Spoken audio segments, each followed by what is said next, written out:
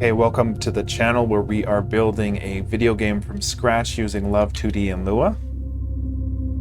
Yesterday we got a particle system for our corrupted gecko. So we've got, we're emitting these little particles to make it look kind of festery and kind of rotting. I'm pretty happy with it. It's what I wanted to do. Like the kind of feel I want is kind of gross, like festering. Now what we can do right now, we're just giving us a corrupted gecko entity right here. So what we can do if we want to see it in motion is, actually we have a direction here, but if we give it an X position of off the right side of the screen, and then we change its state to a walk, then we'll actually see it update.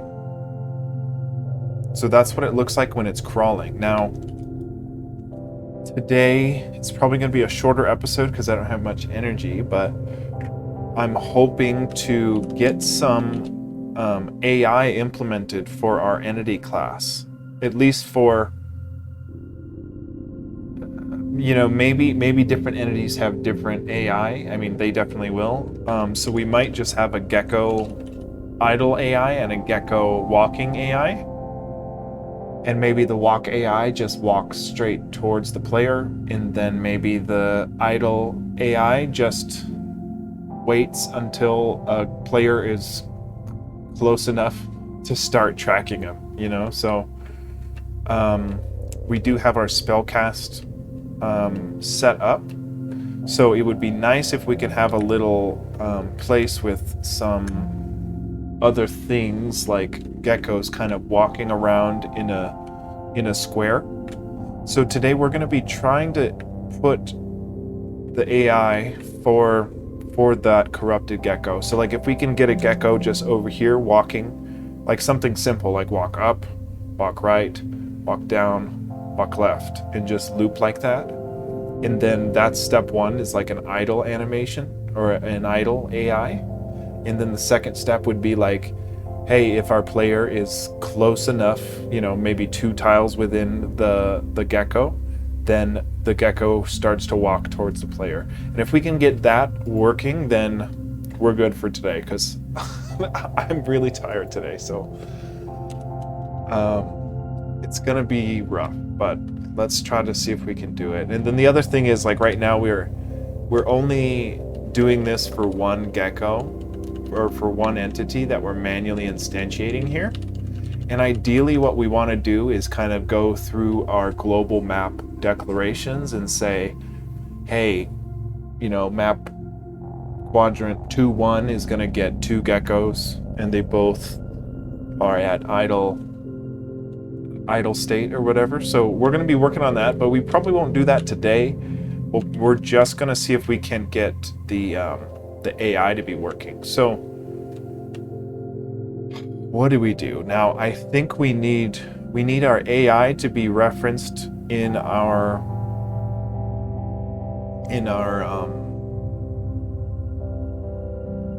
gecko animation states. So the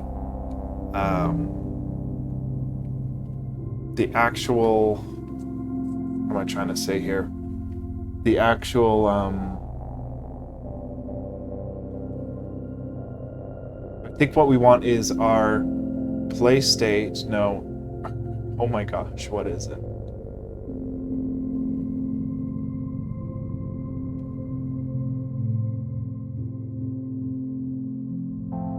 Okay, here it is. So like if we have a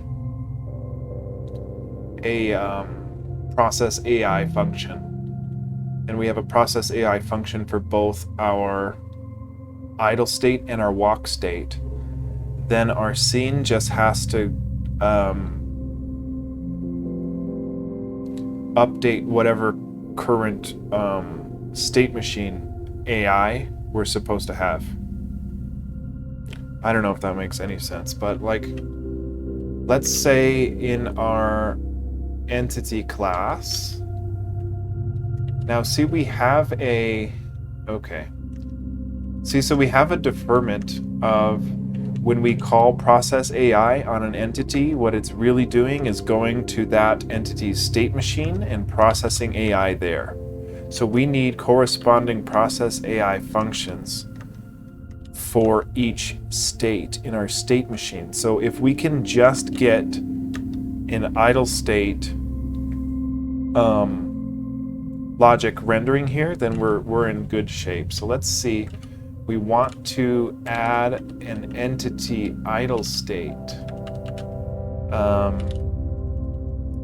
processAI, which we've got already. So what it's doing is saying, hey, we're setting our wait duration, or we initialize this state with a wait duration of 0. We're going to set wait duration to be a random number. And then once wait timer hits that random number, we're going to go ahead and change to a walk. Now, walk right now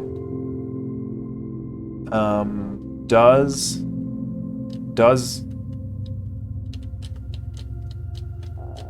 make us move, because that's all we had to do to get us moving. So this is a good test to see if our entity processAI is working from an idle state. So what we'll do is make sure that we start our gecko in an entity idle state, and then we have to process the AI for this entity. So we're going to go self.entity at our only entity, and we're going to say run the function processAI. Now what that is going to do, we need to give in 2 parameters here. The first one is our what? We take a look at our entity class. Sorry guys, I'm really tired today. It takes in parameters and then a delta time. But then if we take a look at our entity idle state,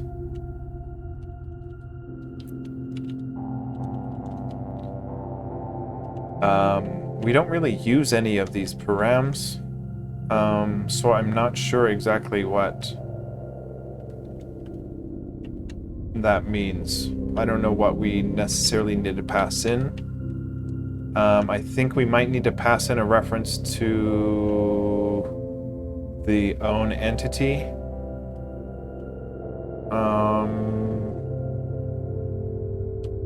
And you know what? I might check out the repo, the Zelda repo, for how they do this, because I'm not exactly sure what params to pass in, because we're not doing anything with the params right here. But let's see if we can just change our state to walk after 5 seconds using the processAI function in our entity idle state. So if we processAI and the thing we're going to give it is a self.entity,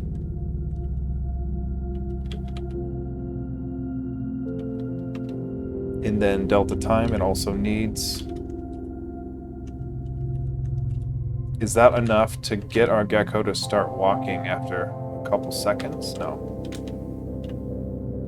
It's in a current state machine, so it's like maybe that we go into our state machine and then processAI. I don't feel good about that.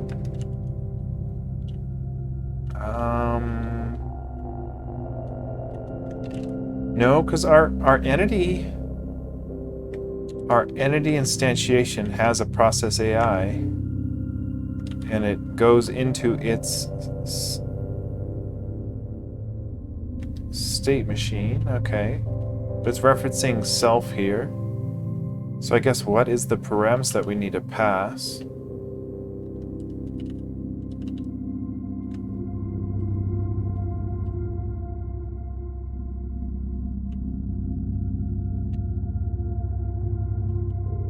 Yeah, I think I might check out the other repo here real quick.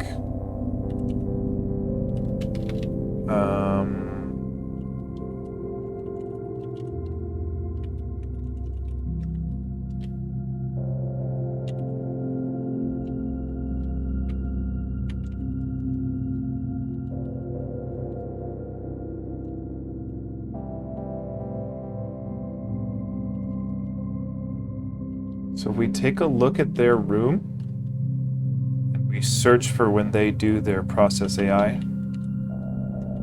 they pass in, okay, this is weird.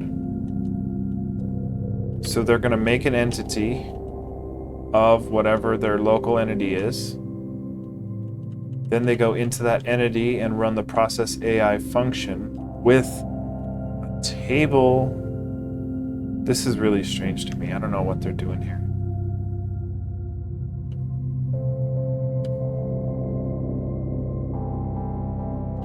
So room gets self would just mean that the parameter we're passing in is room, and room is equal to the very room that gets that this is running in. But then when we go to entity process AI, it defers it to the state machine. So the state machine is either going to be the walk state or the idle state. So if we take a look at either of those at the process AI function, it's going to then go ahead and take that room. So is there a room field in our room is a good question, because I'm seeing that params.room gets a local room, but I thought what we passed in was room. So does room have a .room? It sounds so ridiculous. I don't see it having a .room.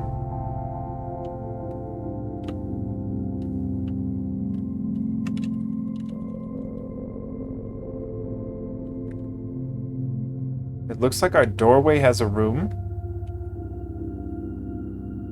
A .room. I don't know what that means.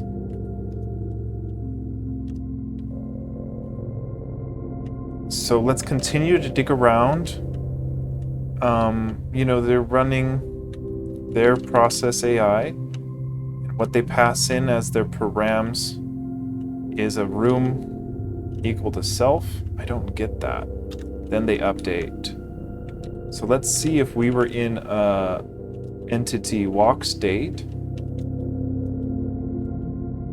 what that looks like. Now, yeah, they're saying params.room gets room, but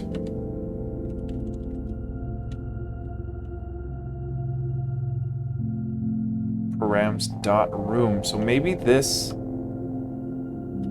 I'm just confused on what this syntax is doing. I thought that this is just a table of one value and we're just assigning self into room, but apparently the parameter called params is able to access a .room field.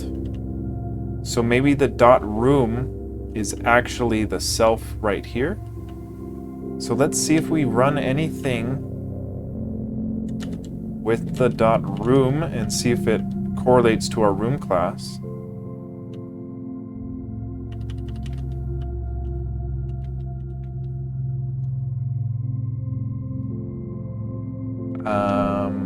Are we doing anything with our room here? It doesn't look like we are. Okay. It doesn't look like we're doing anything with that room, because that's the only notice of it, so I'm not exactly sure what that allows us to do. Let's go back to our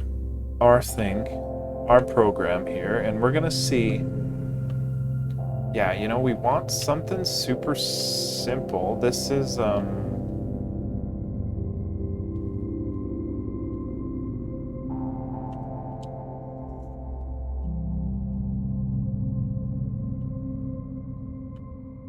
we want our process AI and our entity walk state.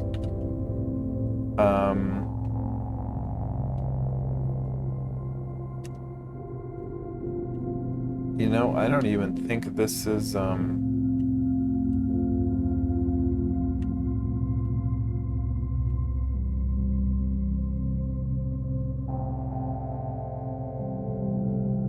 yeah, we're gonna have to take a day here and go really, make some better comments, because I don't know what I'm looking at right now. But all we're doing here See, we don't have any of this stuff. We don't have any of this stuff.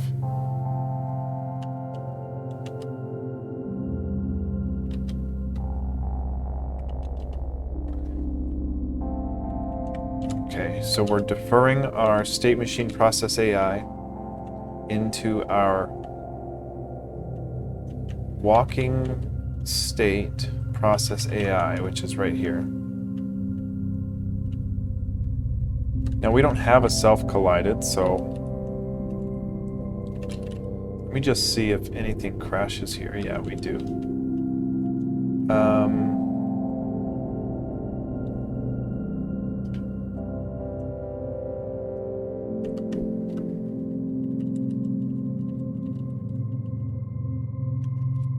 Hey, K-Tronics, good to see you. Good evening. I hope you're doing well. Today I am a little fried. I'm just like very low energy. So we'll see how far I get. It's not looking off to a very rough start so far, but yeah, I mean a little. It's not really burnt out. I think it's just tired. I don't think I slept all that great.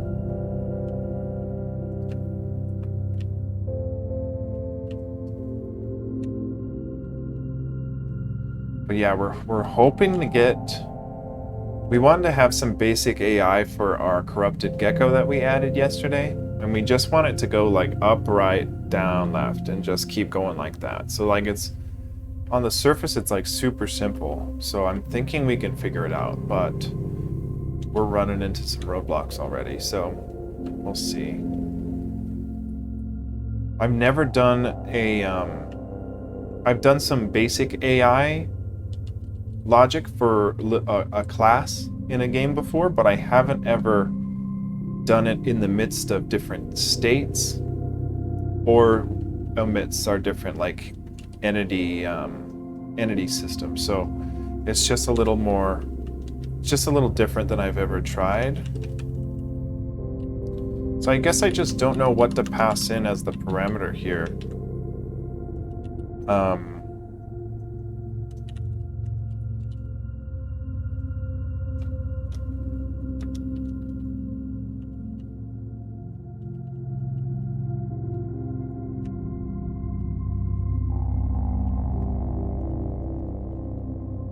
I'm just trying to get it to not crash, but it's not doing that. So we change our state to idle state.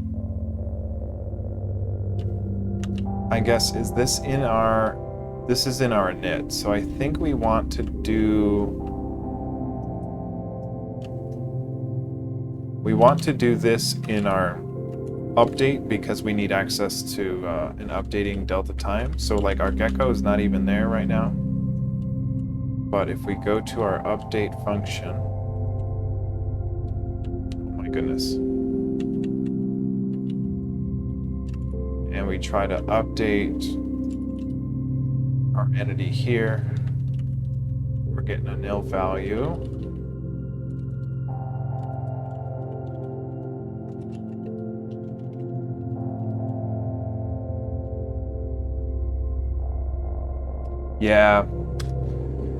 Yeah, I feel that. Yeah, weren't you? Did your work go well? I thought weren't you taking apart some machinery today or something?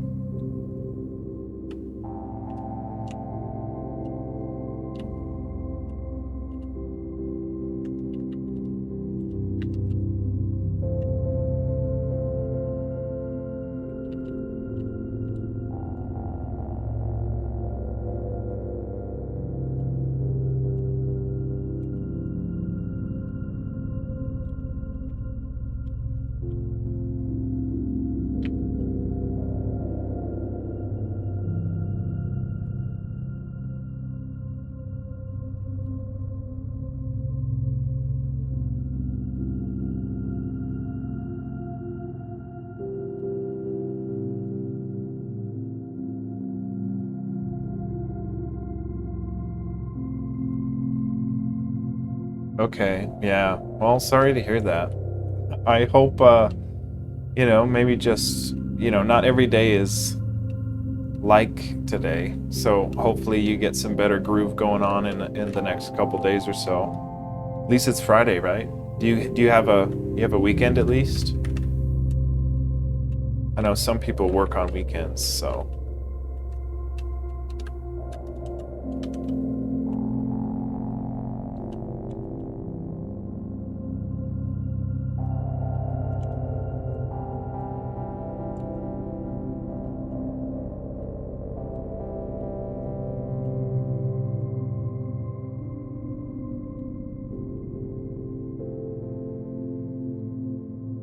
Okay, well, yeah, good luck with that schoolwork. I'm actually going to be diving into some schoolwork here in April as well for 10 weeks. So that's going to be an extra.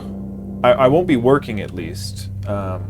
So I'll have at least time. I just will be short on money during that period. So we'll see how that goes. So I'm thinking we might have to be.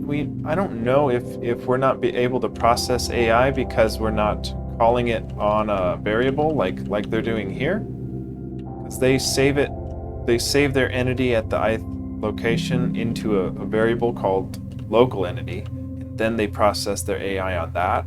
That's the only thing I could think of that's screwing us up.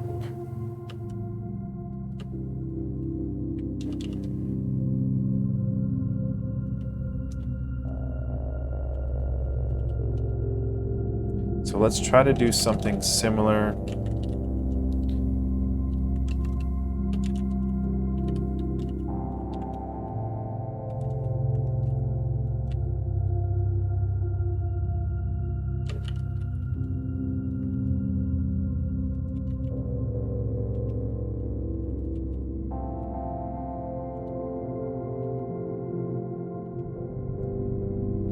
Now this is the part I didn't understand. They get two parameters, right? One's delta time, which makes sense, and then the second one is a params parameter. And what they're doing is they say room gets self. And I mean that's their code. We have to change it for ours, but like the self, since this param is in the current room, yeah, I don't know because when we walk out where this function is in the state machine for the entity, it's not even using that parameter. So I wonder if we can just, I don't know what that means.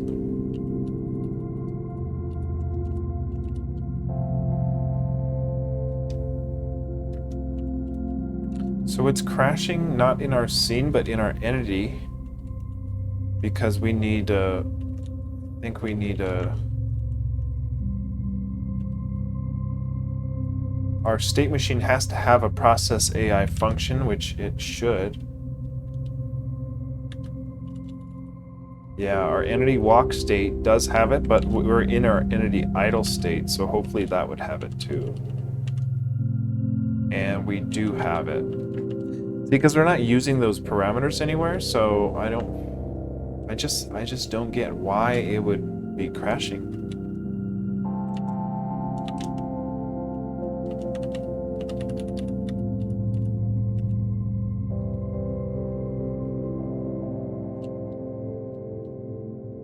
Okay, nice. Hey, 4 classes is very close, man. I wish you luck on that. I'm happy you find this intriguing. It is, I think it is too. It's just I've never done an entity system like this, so this is definitely the biggest program I've tried to make. I'll show you guys like I have made I made a. I have to download it, but I'll show you the biggest program I've made so far.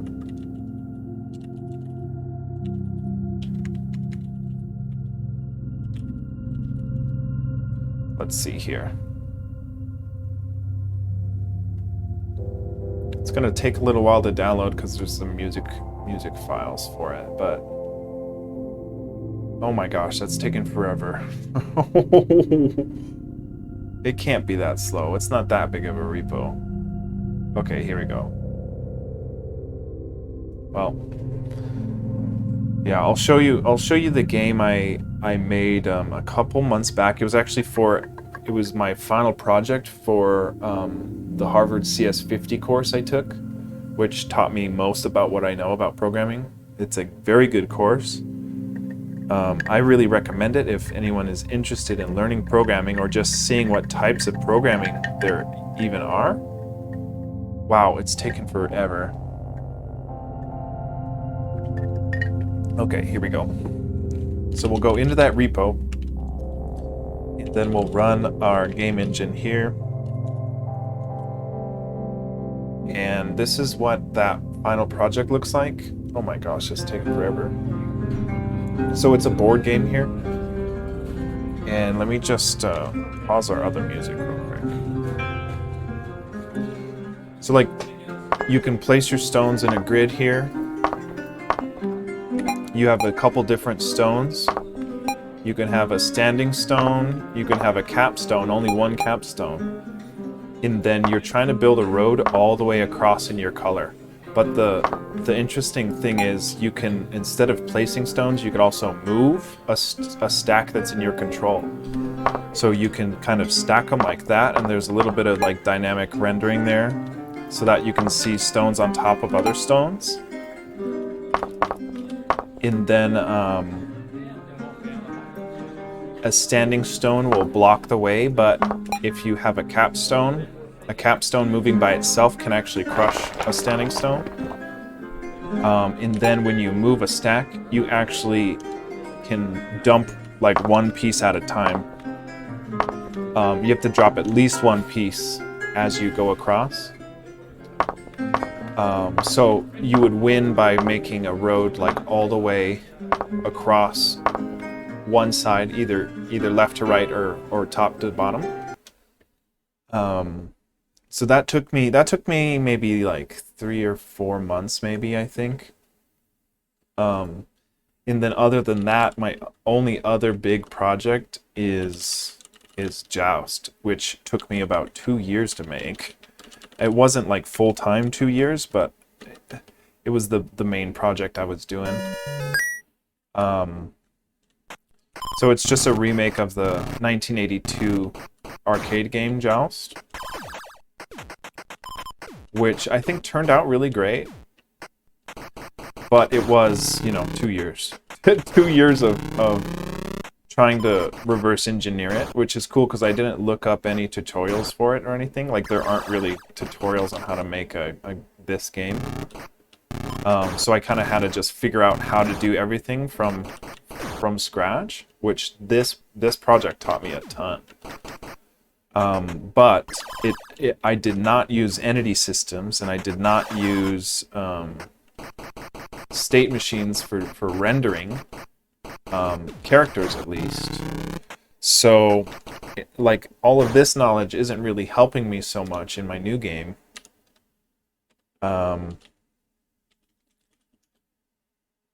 Which is why I'm like super stumbly right now, because it's just stuff I haven't done.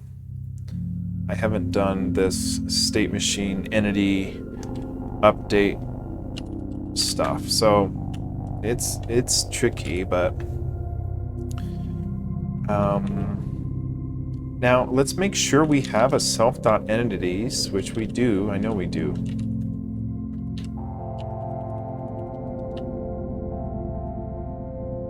Yeah, we have a self.entities, and what we're doing is we're inserting only one, and actually, oh, you know what? Well, okay, yeah, spellcast entities and then self.entities. So we're inserting our gecko into our self.entities table. I know for a fact we do have a self.entities at index 1. It's just that we crash whenever we try to run the function. So part of me wants to just take out the parameters. Yes, it is Harvard CS50. So if you look up, all the lectures are on YouTube. and it's just they offer, and I did end up doing the paid track.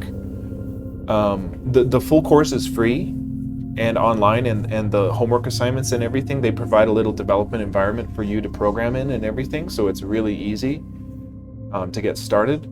It's a hard class, but it's easy to get started, and you can take it for free on edx.org, and you just make a little account with them, and then you have to make a little GitHub, and then you can commit, and you can do all the homework assignments and get graded and everything. You just don't get, you get like an online certificate if you complete it, but if you pay, I think it's like $200 or something. What I did was I paid for this actual certification from Harvard X, the online portion of Harvard. So I've got a certified certificate of completion that I put on my resume since I'm trying to get some programming jobs. And then it is fully free. So like if you're interested, just check out, the first lecture, and they post it like every year. I don't know how they do it. They film it every year. So I've got a degree. I've got a film degree. So I've got a bachelor's in cinematic arts, but I was not introduced to programming until just a couple years ago. So Harvard CS50 is the big one that taught me basically everything I know about programming. So I highly recommend it. Like what's crazy is Harvard CS50 taught me more in one class for free online than my entire bachelor's degree of film. I mean, and that's partly because my bachelor's was a bit of a joke. Like it was more theory based, so it was just like writing little essays about movies. So it was like, that's all I really did, that and the prerequisites or whatever they call it. So I didn't learn much at all in real college because I took an art degree. But I'm going to school here soon for a coding boot camp. So I'll be learning more about web development and stuff. So, and Ktronics, I don't know if you're even into like what kind of programming you're into. I know you do the PCB stuff, but Harvard CS50 allowed me to create my own website. They taught me how to code this website from scratch here, which I don't consider myself a web developer, even though my coding bootcamp is going to be in web dev, but I consider myself a very not great web developer.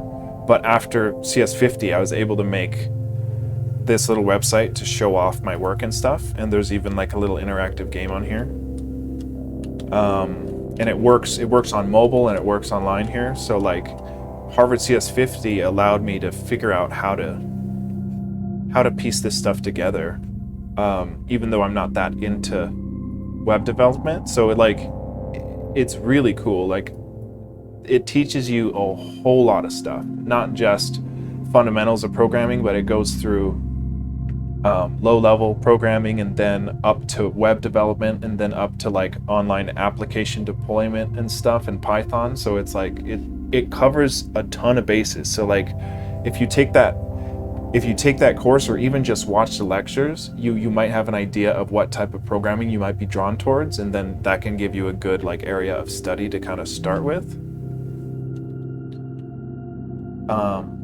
But it is a tough class. Like it took me, I took it twice over the course of like 3 years.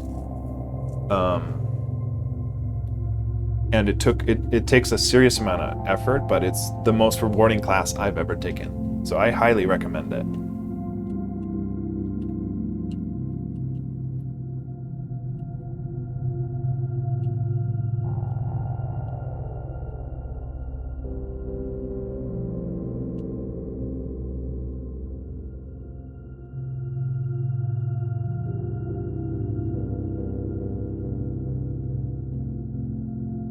Okay, I don't know if we're able to even... Our self.entities is in our init function here, in our scene, and I don't know if that means it's local No, it doesn't mean that it's local. It can't mean that it's local because we're rendering stuff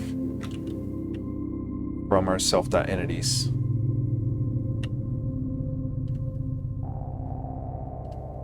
Maybe not. No, yeah, we are. Yeah, self.entities. Okay. But yeah, K-Tronics, I actually just got a scholarship for a coding bootcamp here. Oh, that's awesome.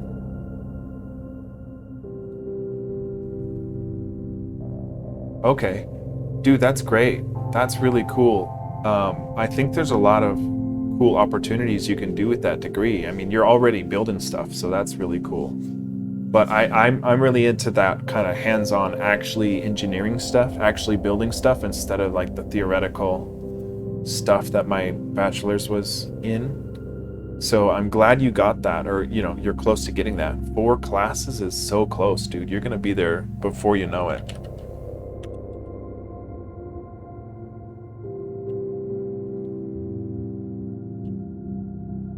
God, today is going awful. Oh, I haven't got anything done. In almost 40 minutes, I haven't got crap done.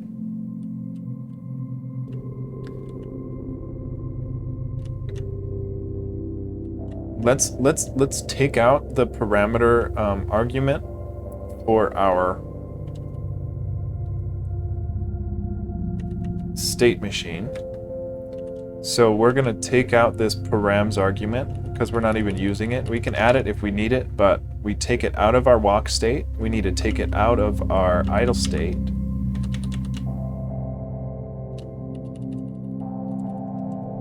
And then we need, in our scene,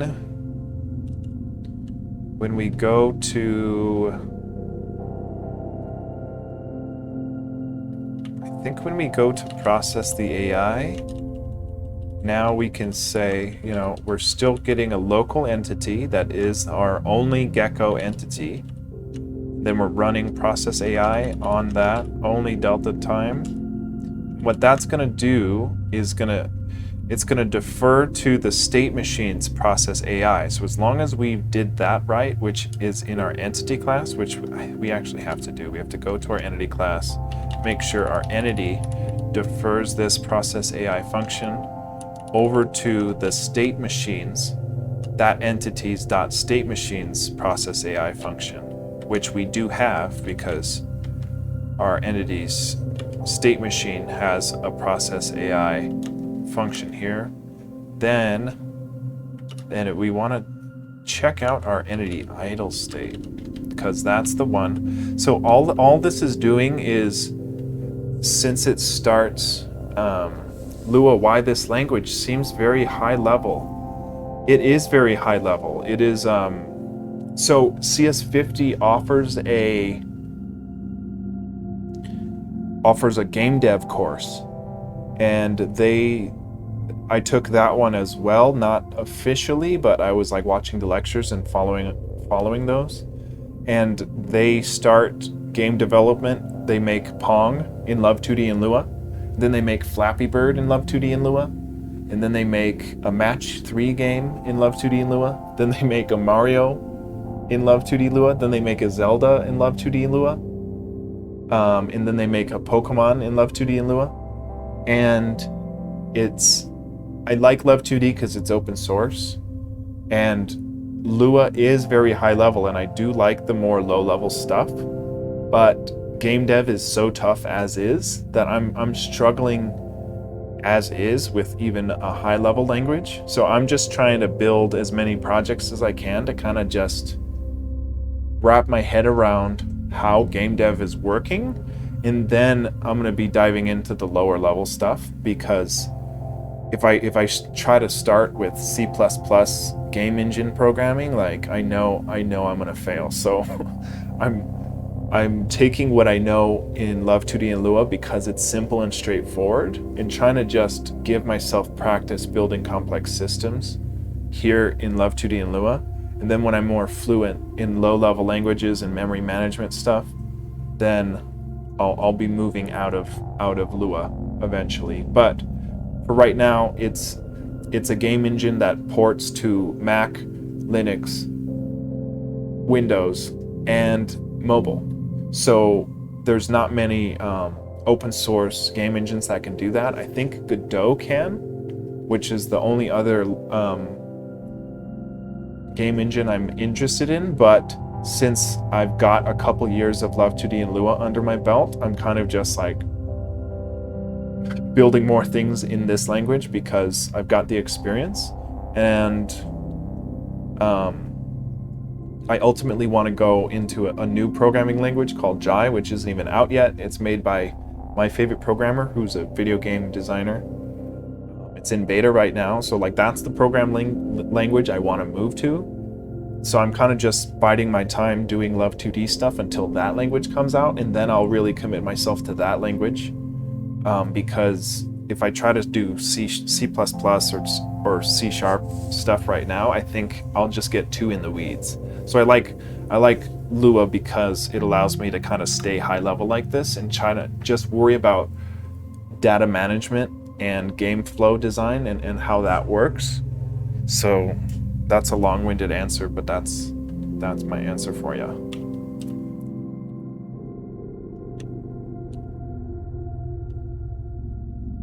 Hey, I appreciate that. I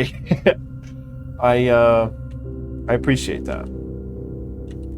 I mean, it's I don't necessarily want to be a game developer for like a company or anything, but I do want to do it as a hobby. So I do try to just practice as much as I reasonably can while working my other job. So like that's one reason I'm trying to get hired as a programmer, so that I can spend more of my waking hours actually programming and getting used to programming tools, so that it'll hopefully speed up my hobbyist skills in game dev. Because like the learning curve is so steep, man. Like it's taken me, I think I'm at like 3.5 years of dabbling in game dev, and I can't even get a gecko to walk like this right now. You know, so it's freaking tough. It's really tough.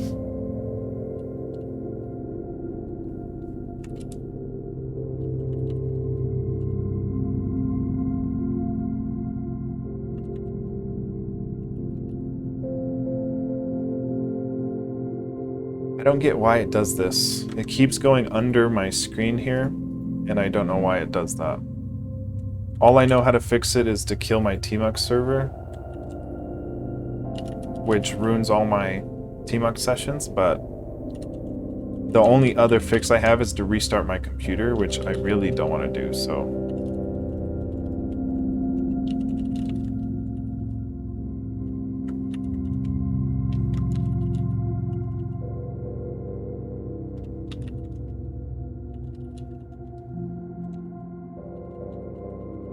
I don't know what we're missing. Our entity processAI function calls the processAI function in that entity's state machine. So as long as our entity has that state machine, it should be able to call that function. Now, it does look like it doesn't even have the processAI function, so maybe it's just going wrong before it even gets there. So let's go ahead, and what did it said it crashed in scene? In entity 73. So let's go ahead and crash right here. So like our state machine, we might have to give our entity a default state machine, which we aren't actually doing in the class. We are doing it once we instantiate the entity. We go ahead and give it one, but it means we're crashing because we don't have a state machine for the entity just yet. So if we go look at our scene, we can see that we actually do have we have a state machine assigned right here. We assign our state machine to be these state machine instantiations, but it's after our whole init. So I think what we want to do is actually just have a default state machine We can have a default state machine inside our entity class, and then that way we might stop crashing. So we'll say, but this is, okay, this is just a self.state machine. And then it needs these two things, and we need to pass in only the self, I think.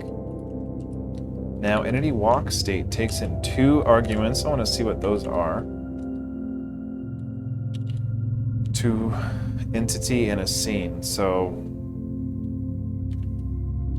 we're not giving it the scene, so we need to make sure we do that. And our scene,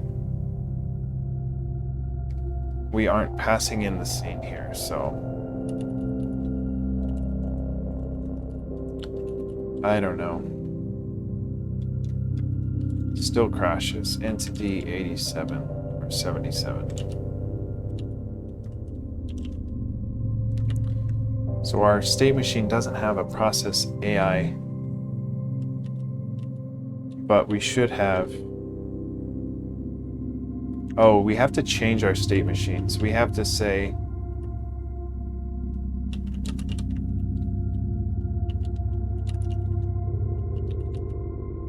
we have to like we just assigned it, but we have to actually change it. So we'll say state machine change into our entity idle state. Okay, yeah, we're still crashing. Process AI is a nil value.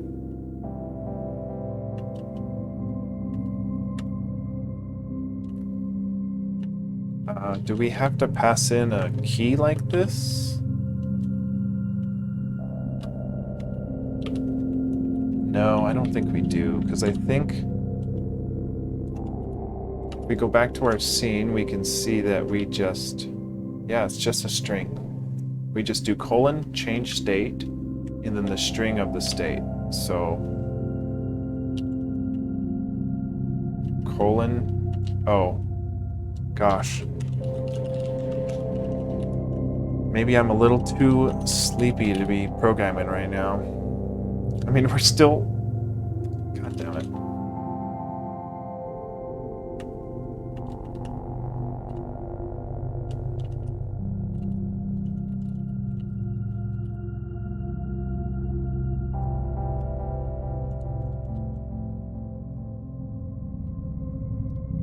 Yeah. What's crazy is like yesterday it went so well and so smooth, and we were like 3 hours of programming, and I was actually knowing what I was like doing. Today happens.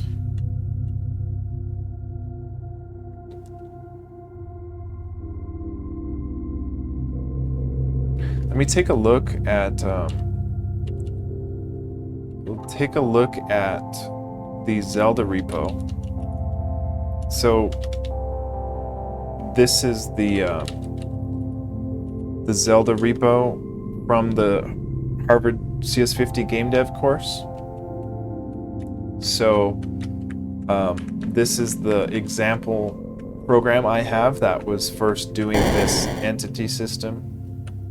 So those sounds are kind of loud, but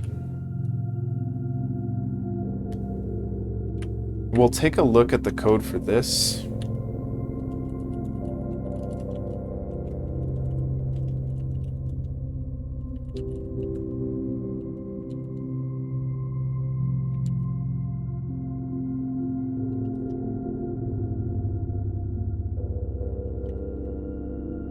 So let's go to their room.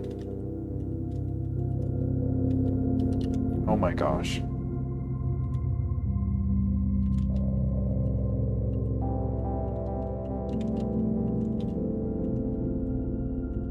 Let me just see. Their player...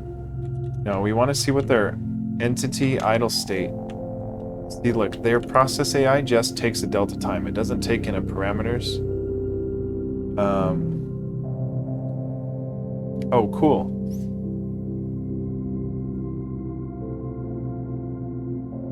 Okay, wow, that's great, Ktronics. Your goal is to bring electronics closer to your community, especially younger generation. That's really cool. I wish I was introduced to programming and hardware stuff a lot earlier in life. I didn't know about it till after I already graduated college. Like I had, I've heard about computer programmers and I just assumed, they just worked on a computer. Like I wasn't really savvy to what computer programming actually meant or what it could look like. And I didn't really take it seriously until after I already had my degree. So I think if I was exposed to it younger, like you're trying to do, I think it would have radically changed my life path early.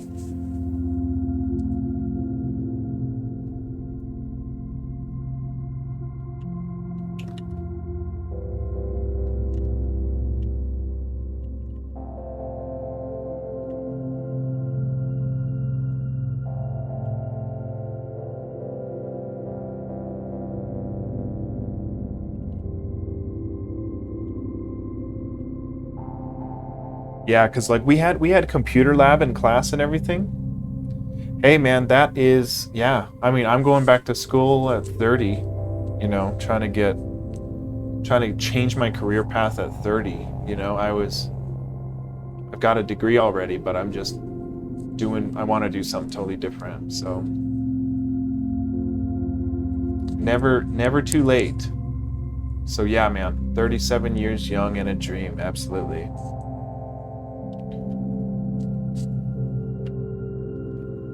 And then I'm staring at this, I'm like, oh my god, what am I doing? So yeah, they don't have a params function here in their entity walk state or their entity idle state. So let's go ahead and see in their room class how they go ahead and go about populating this. Where is their room? I swear to God.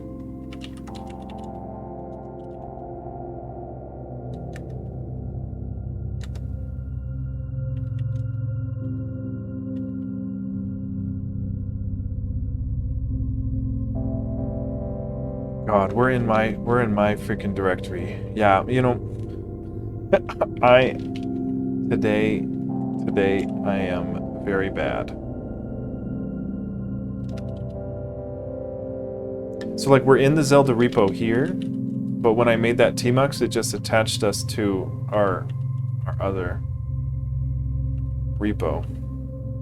Okay, so here in source, yeah, like the fact it took me that long to realize I was in my repo is just crazy because it was none of the same titles or anything. I guess I'm flattered that I thought my code was their code for a second. Pretty flattered.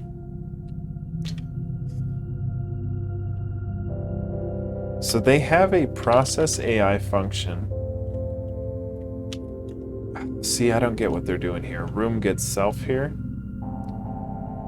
And processAI diverts it from, we take a look, if we go to this definition here.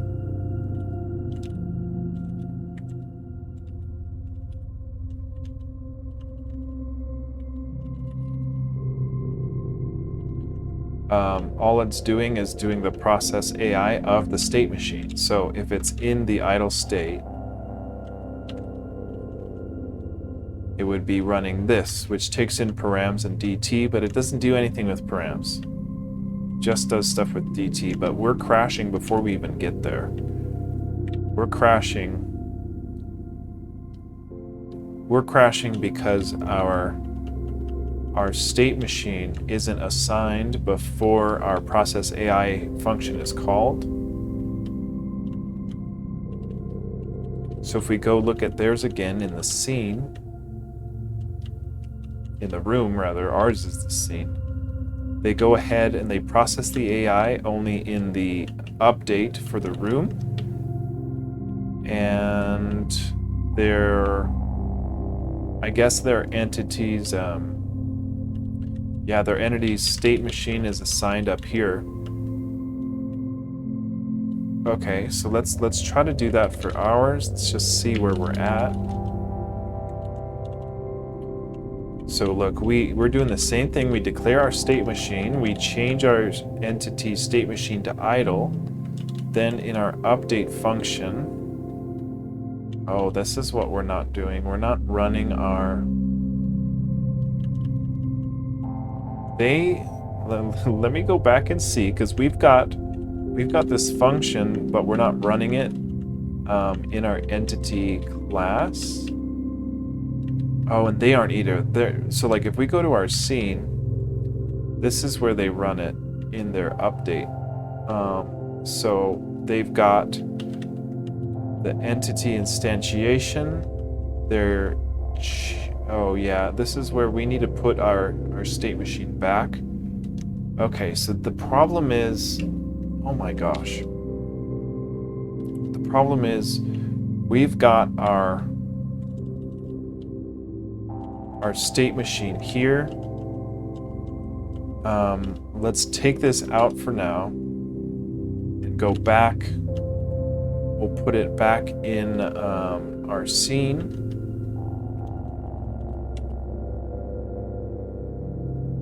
So it's self.entity.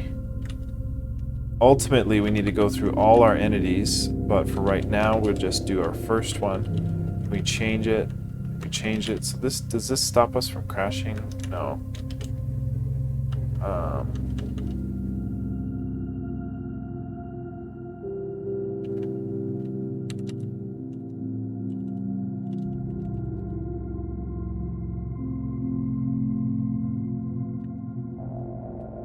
This is jacked. This is jacked. Oh no. Oh, today is going awfully.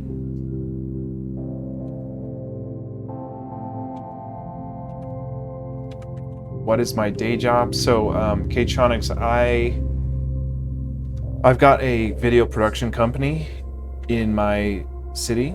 So I contract video production work, and right now that looks like I actually find the most consistent work working with attorneys. So I actually film legal video depositions for work. That's my main gig, but I'll do weddings, I'll do local commercials, I'll film band performances and stuff like that. I contract for the state, making some tutorials sometimes. But yeah, I've got a film degree, so I've been running a video production company in my town.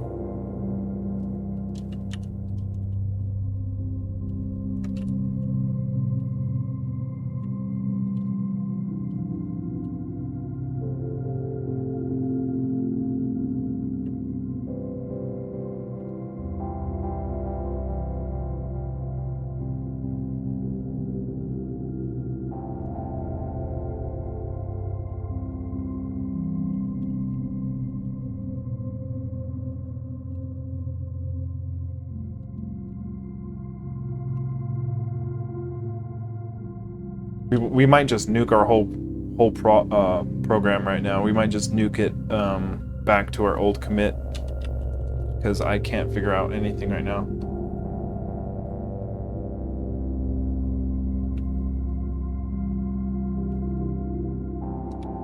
Let me just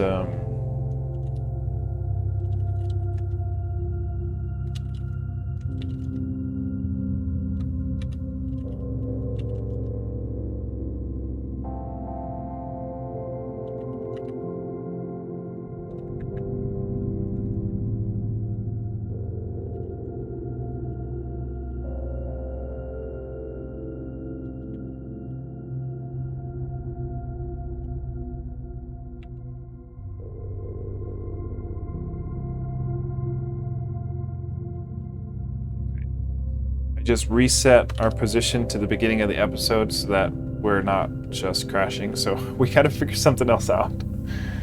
Okay. It's only... Okay.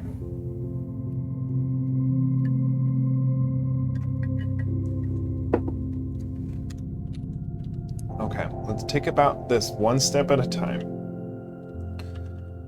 So like we want to be able to say, let's process the AI for this entity, and hopefully update its positions. Like whatever the AI is, like let's say it's just walking up or whatever. all we'd have to do is change the direction to up and then update its position and it should go. But like, if we can't get just simple stuff like that to work, then we're screwed. So we gotta just see. If we go to our scene,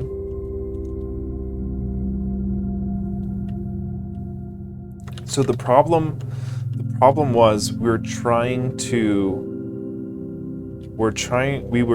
in our update function. So imagine this is in our init, but imagine we were in our update function. We were trying to say, hey, you're this gecko entity here. We want to actually process the AI. And what that does is it'll process the AI of our current state machine, which our current state machine is an entity idle. And then it was crashing because our processAI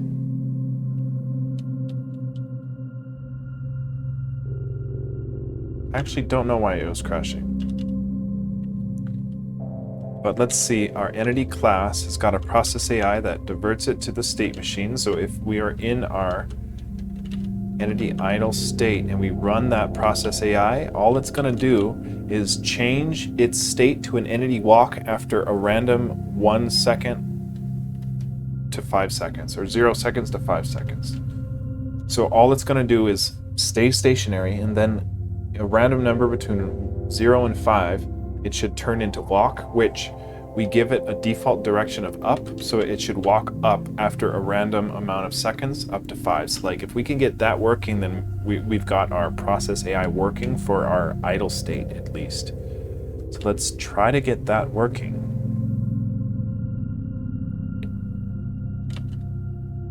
So we're changing our entity state here. So now in our update function, we need to go to our self.entities table and go say, process your AI.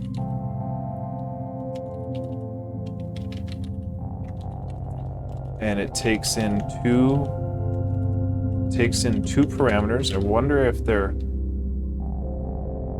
see, it says it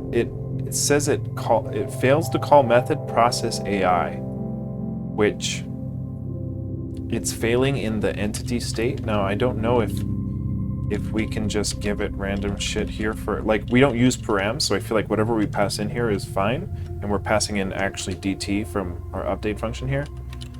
But we're still gonna crash here at entity 73. So if we take a look at that, we're crashing when we're trying to use our state machine, processAI. So this is because, yeah, so this is why it's crashing, is because our entity doesn't have a state machine until after we instantiate it. We've only got it here. So maybe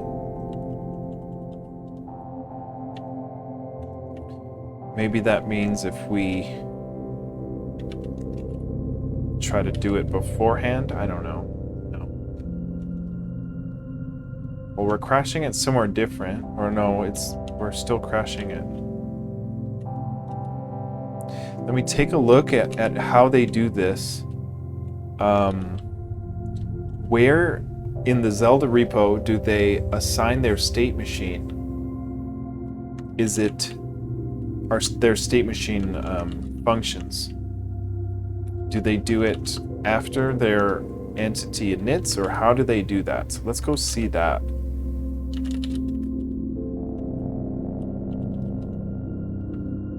So if we take a look at their room, I would want to say, actually, we want to see wherever they do their return play state or whatever it is. Crap, what is it? Their stuff is called different than my stuff, so I don't know what they call it. So look, here's where they instantiate an entity, and then they go ahead and they set the entities right, the state machine right here after they init it. So this is the same thing we're doing, but it's crashing because why? It's because in our entity class, we default our processAI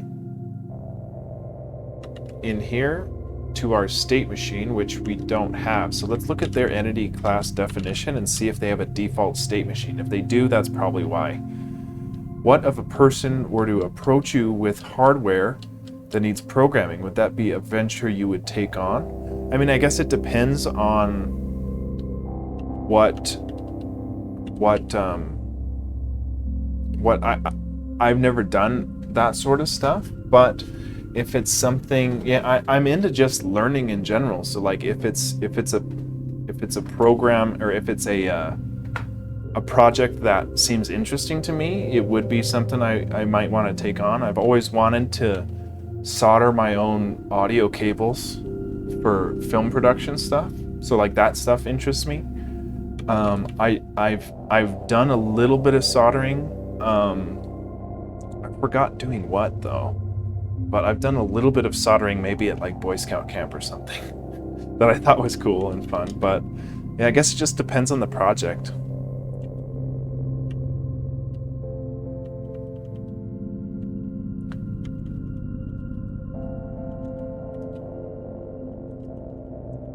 We're looking for their entity state, and we're looking for if they assign a default state machine, which I'm not seeing that they do.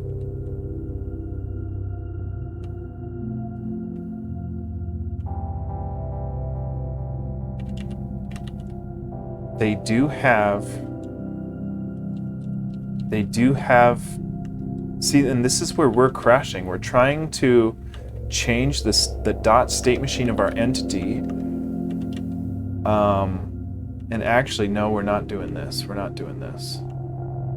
This is where we have our processAI. Okay, so their processAI is after their state machine change up here. So I don't know if we actually have an entity state machine change. No, we've got to. We've got to.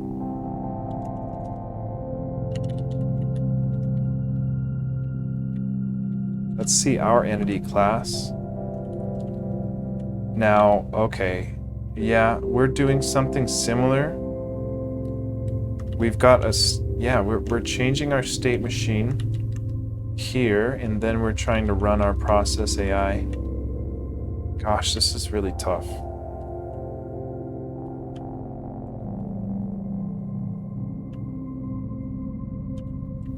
And yeah, Ktronics, I don't know what type of programming language works with hardware like that.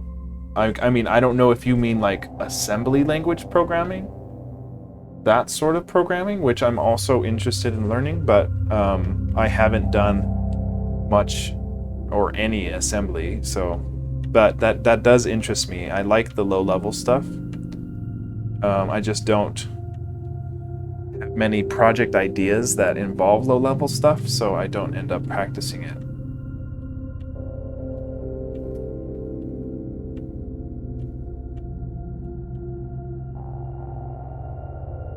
Gosh, this is tough.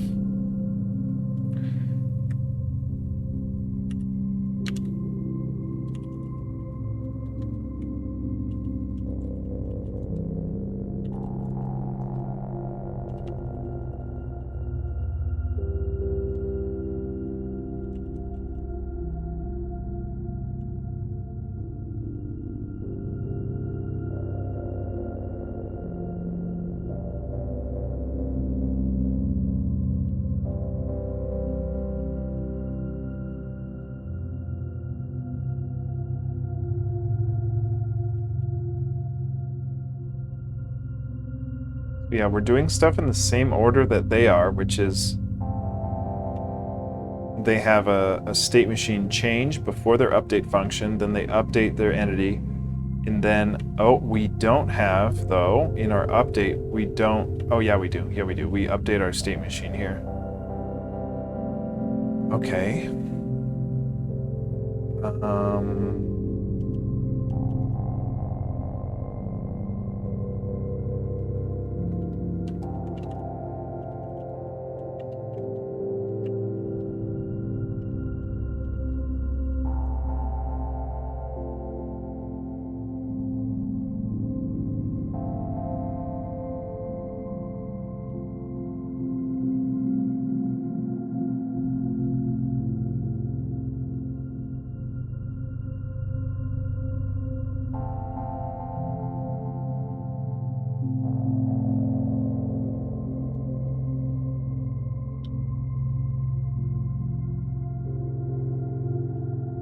Okay, so let's compare ours here in our scene.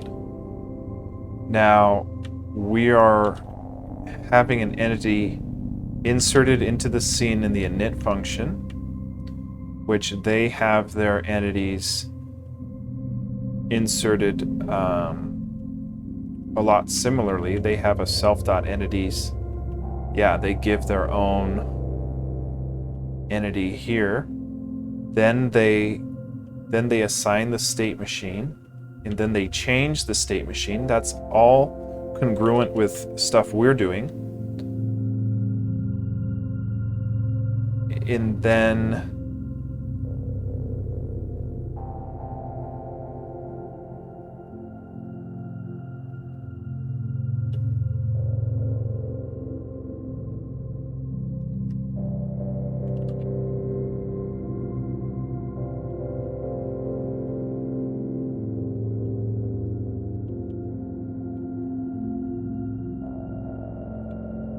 in their update function,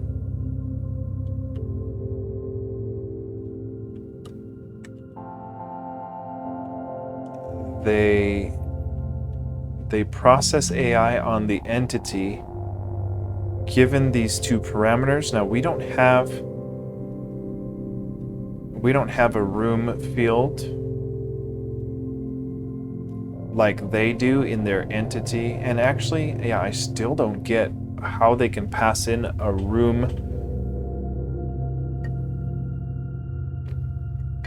into their processAI function. That doesn't make sense to me. They don't have a reference to a room in there. I guess it's a semantic thing. I don't know what the syntax room gets self does in Love2d. Let me see.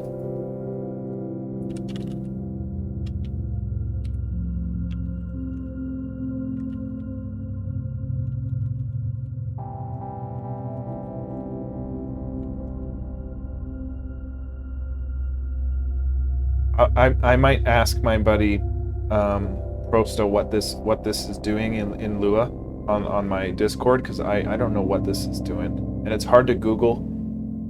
It's hard to Google what this is doing because I can't just pass in whatever variables they give it, because it won't show up in Google. So I'm gonna have to ask my buddy Prosto about that and see.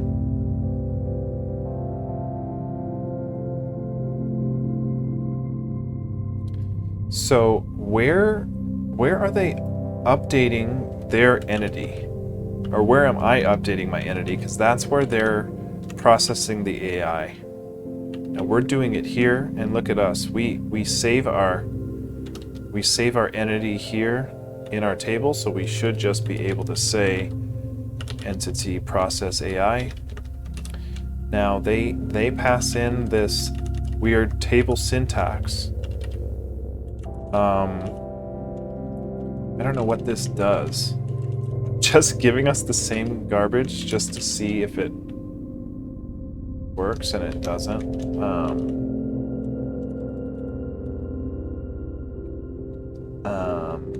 I want to say if we just give it a variable, we don't use our params anyway, so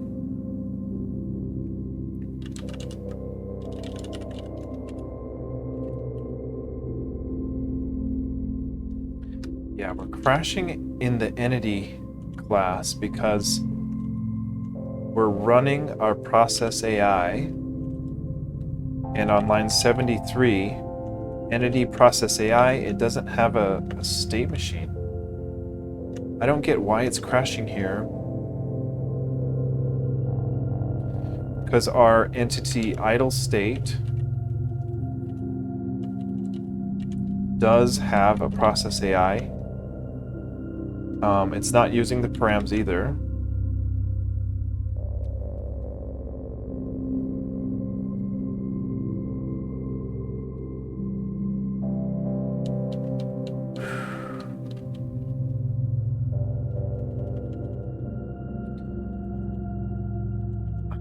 I don't even know where to start. I don't even know what to try. As far as I can tell, we're doing everything except the room gets self here. So like, I'm curious if we put in like a random ass, like say we just give it a random ass variable there for processAI, and we go and try to run it, does it crash like ours does? It doesn't. Oh, yeah, it does.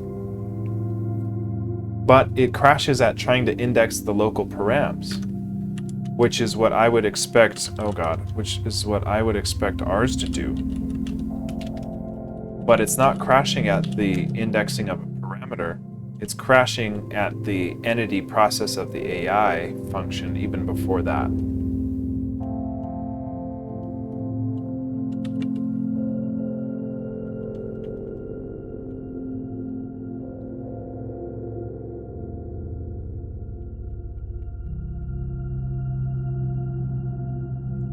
Let's dig a little deeper in their repo and see if we can see what their cryptic, I don't know what this means, but they say room equals self. Now, if we search for room, other than commented out things, they don't have anything. There's no room reference in our room itself here. So, might it be referencing something inside our entity? Let's see if in their entity class, if it's referencing anything in their entity.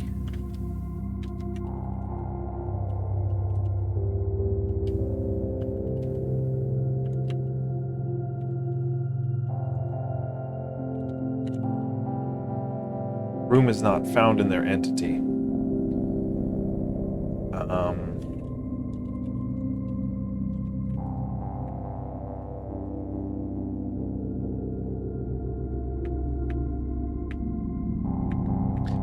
There is a dot rooms table, but that is not the same as room.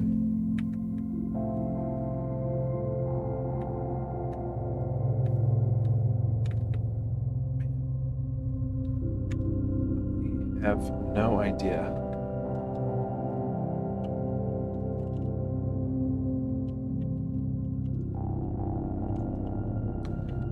If we go into theirs,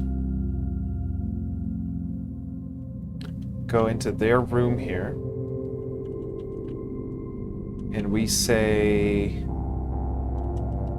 like, what if we just say, we're gonna give the room itself into this processAI? And that's jacked up. That's wrong. That's wrong.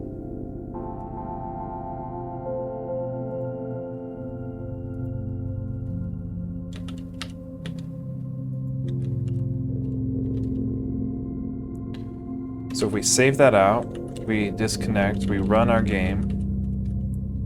This is our game, not their game.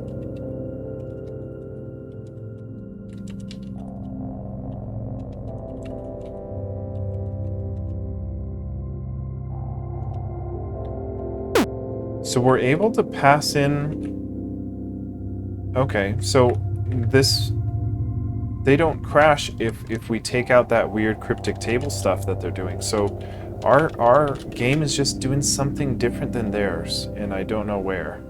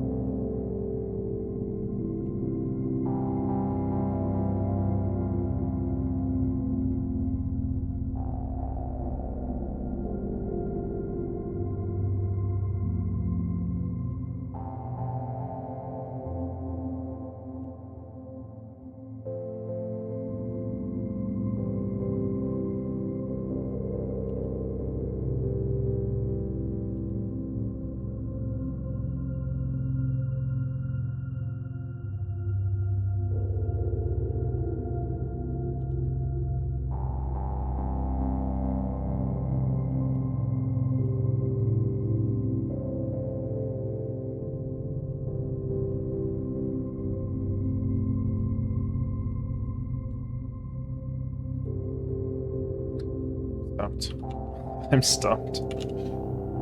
Oh, man.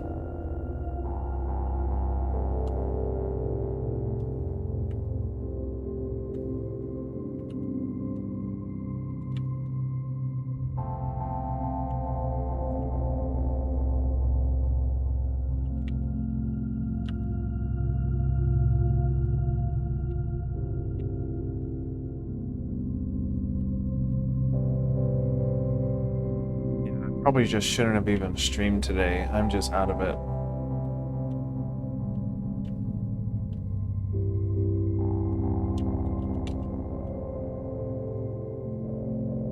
I'm trying to figure out how to swap my Tmux windows. I learned it and then I'm forgetting it now.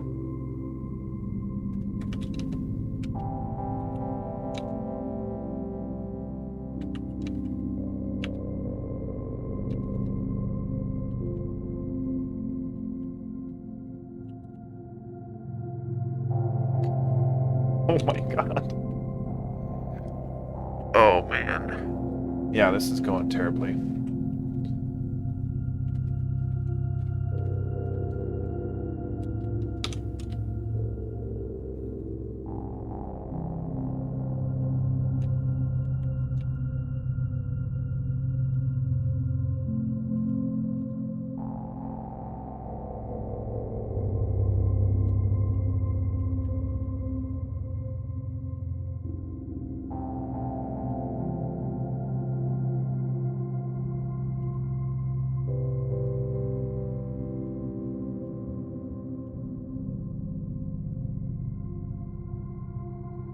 Yeah, it's definitely one of those days, man. Well, it's just like, it's really defeating because it's like, I've been sitting here for an hour and a half and I haven't done actually anything.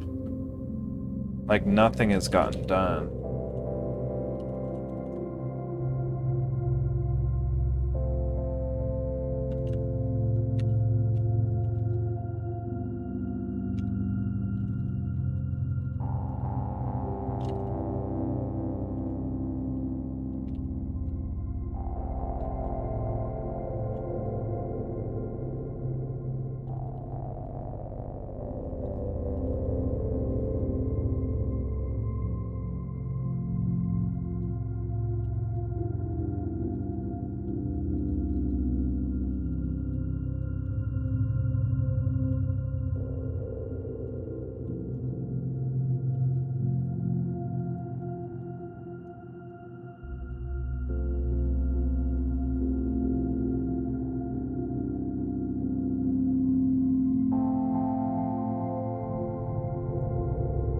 I can't tell what we're doing different than the repo we kind of modeled our entities after.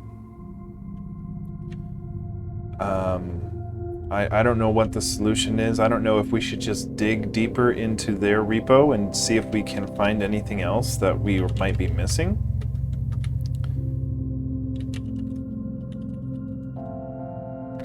Oh, and you know what? Let's see what we're... Okay, yeah, all we do is nothing different. Okay. Okay, let's just walk through theirs and see what it looks like. So it, like their dungeon has a reference to a room, a lot like our scene has a reference to a map. And in their room, they're gonna go ahead and generate all their entities, which goes ahead and assigns their state machine and then changes their state machine. And then they generate all their room objects, and then they generate their walls and floors, and then they go ahead and update their stuff. They go ahead, update the entities, and they do this with, they save a local variable holding each entity, and they're gonna update each entity after they process their AI. Now the parameter that they're passing in, this first one, is actually a self room. It is a room type. It is a room object. Because if we look at a room up here, a room is a class. So what they're doing is they're passing in a reference to the room object itself, which is starting to sound a lot like the tables that they pass in, right? So like they're passing in the room itself that it's in. So our equivalent would be the scene, comma, delta times, like self.scene. But it would just be self if this is in our scene. So let me take a look at ours, see if we're doing the same thing. But let's dive a little deeper, because their processAI running on their entity object is actually going to go into that entity. It's going to get what state machine it's at, and if it's an entity idle state, it's going to run the processAI on the entity idle state. So let's see what their entity idle state is looking like. Now, when they run processAI, and this is why I'm so confused, because they ask for two parameters here, params and delta time. Now they're passing in the room object as the first argument, but they're not doing anything with it, at least in the idle state. So all they're doing is setting a random timer. Once the timer has gone past that duration, then they're going to go ahead and change their state to walk. So if we take a peek at what their walk state looks like, then if we go back to their room, all they're doing is updating their AI and then updating their actual entity. So if we look at their that continuation of logic here, then we go to their processAI. Now this also takes params, and we're actually doing something with the params here, but it isn't the self.room stuff that we were trying to figure out. This is so weird. This is what I really don't get, is they say params.room, so they're saying room.room, the room objects.room, but there is no .room in their room object. So I don't get, and then what's even further confusing on top of that is they're saying, hey, store that room field inside a variable called room, and then they proceed to do actually nothing with that room. They're not doing anything with that room, at least in the walk state. Now, the walk state, the dot state machine dot room might actually be used somewhere. Let's see if that state machine dot room is used anywhere. I don't see it. Let's see if a dot room is used anywhere. Now we have a dot room in our doorway, but that's a whole nother class. So when we init a doorway, we're taking a dot room into that, but a doorway is we don't have the equivalent in our game, so I don't know what they're doing with that. They're doing some stenciling to draw the door over the character in their doorway, but we are not doing that. We do want to figure out stenciling for our log cabin eventually, but at the rate we're going, we are not making much progress at all. Let's see. I want to see where they're doing the... If we go into their room, I want to see where they're... I'm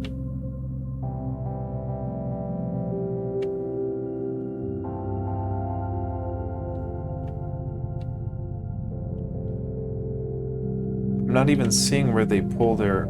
Oh, you know what? I think we changed it. If we go back into their repo and we run a git diff, actually, maybe not. Maybe we didn't change it. Yeah, we did. Okay, it's in their room update. They say room gets self. Okay, so we just changed it to self.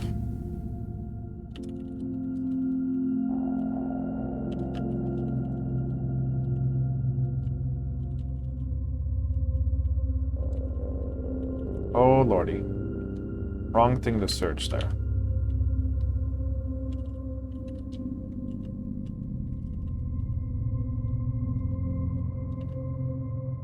Okay, so in their actual room, they do this weird thing where they say room gets self. Now, what could that be doing? It's the params of the room itself, but they call it room, but they don't ever use it anywhere. So I don't get why that even matters. Like we tried taking out the parameter altogether and we're still crashing. We're crashing because we're trying to run a process AI on a state machine that isn't changed yet because the entity instantiation doesn't change our state machine until after it's initted. But we're only doing this in the room update, so by the time we're calling process AI, the entity is already initted. So I don't get why ours is crashing.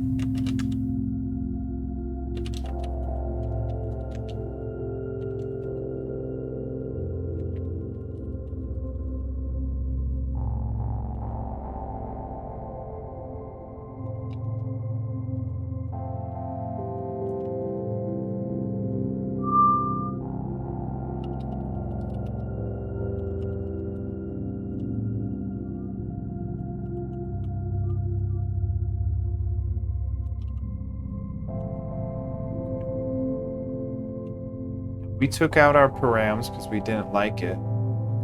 But then I think we reset it. But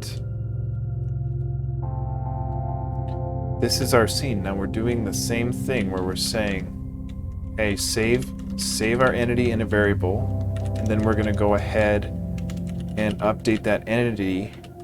We're actually going to process that entity's AI. And the arguments we're going to use are a variable called what the object instantiation is, and we're going to put in that actual object instantiation. Then pass in delta time as well, so process AI can use delta time. And then when we run our game, we crash because we can't process AI in an entity class. So like, I can't tell if that traceback is in this function call. I don't know if it's stepping through getting this far into it, or if it's crashing here once we init an entity, not here, but here. We insert an entity into entities table, and then, yeah. I don't get why it's crashing there.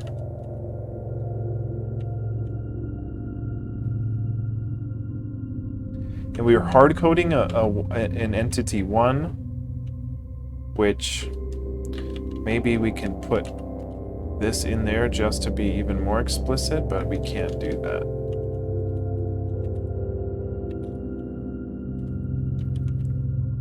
We know this entity's 1 is our gecko we're trying to change.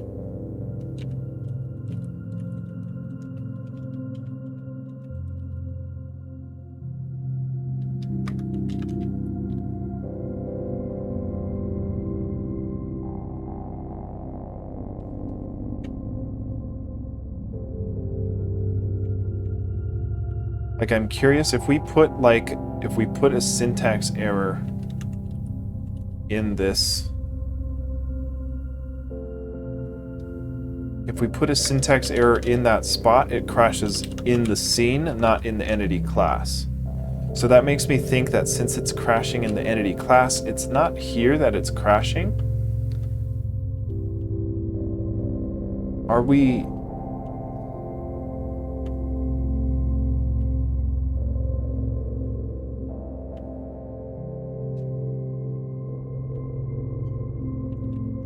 Process AI, AI all caps, 1C, 2 S's in our entity, and it's reading it from our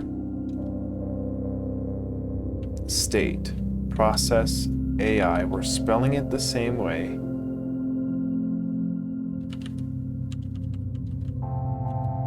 Process AI.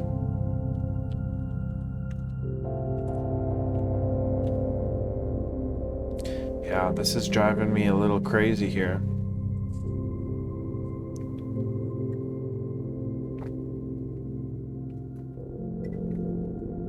Yeah, K-Tronics, if you're still here, I'm sorry you gotta watch this. I'm sorry I'm putting you through this on a Friday night. Oh, it's bad. It's bad.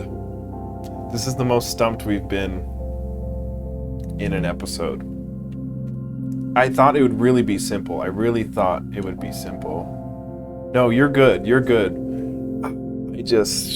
I thought it would be simple, and we've got a project as an example that I'm mimicking. Like I'm stepping through. Like we're doing the same stuff.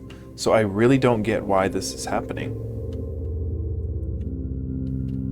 Like, unless we're spelling entity walk state differently when we first assign it, in our scene up here, that's like the only thing I could think of. Is that if entity, no, yeah, we've got it spelled right and everything, and we know that's right because we're able to change. If we don't process our AI, we're able to change our state machine, no problems. We know it's working. We know the state machine, it has the different spots. So, I mean, maybe we just pivot and try to do something we know we can do, so that today isn't just a total bust. Because if we comment that out, we should run fine, and we do. See, that's an entity walk. So we know the entity walk is working, and we know the self.entities table at index 1 is working, because that's the value we're changing. So when our process AI, when our process AI is crashing, see, like our self.entities at index 1 is working fine. It's just that when we try to process our AI from our entity, and this should only, like, we know this loop is working, because if we don't update our entity, then we don't get, well, actually, our particle system's different than our entity. So if we switch to a walk and we don't update our entity, then it shouldn't move. So like we're in a walk state now, but we're not updating our entity. So he's got the first frame of walking, but he's not moving. So we know this block of code is executing. If we go here, we go, where is it?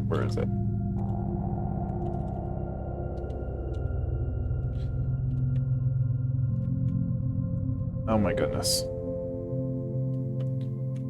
We know this block of code is executing because when we toggle off the update, we don't update. So we know the code at least gets to this line, and this line is where it's crashing because an entity doesn't have a process AI that it knows how to deal with. So like if we go into our entity class and we go and we say, you know what, this process AI function doesn't actually use our state machine, all this function is going to do is go ahead and say self.entity.x is going to get its current x position plus delta time. So it's just going to move to the right, even though we're in an idle state. So if this doesn't crash, then we know that something in our state machine's AI is busted. So like we're processing our AI from our entity, and all that's doing is moving this given entity's object. Well, we actually don't. When we run the function, it's going to take that entity, the self entity that we're running the function on, and this entity is an entity because we're saving it up here. Okay, so it is of type entity object. So let's see if this runs. It doesn't. Entity, empty field entity, a nil value on 73. 73? Entity 73, okay. That's right here. So, oh, our self, it's just our self.x and our self.y. Or no, just our self.x. Jesus Christ, okay. So all we're doing is modifying that entity's x position. So this is working. So something in our state machine process AI is being busted. Now you can see all that aliasing going on because it's trying to render it in between pixels, I guess. I don't get why it's that jacked up, but so we know it's getting here. We know it's getting to the process AI of our entity. It's just that when we try to process our AI from our state machine, that's when it doesn't exist. But what's so weird is that how does our state machine not exist? Because we're changing our state machine to be idle or walk already. And we do that in the init of our scene. So like we have a init, we give it the entity, we set its state machine already right here. Entity walk, entity idle, we're changing it to entity idle. And then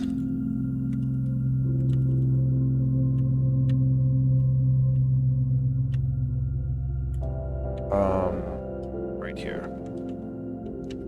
We're processing our AI, which we know actually works, but it defaults.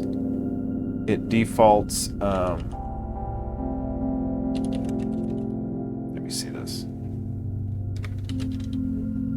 Yeah, this is crashing because in our entity idle state,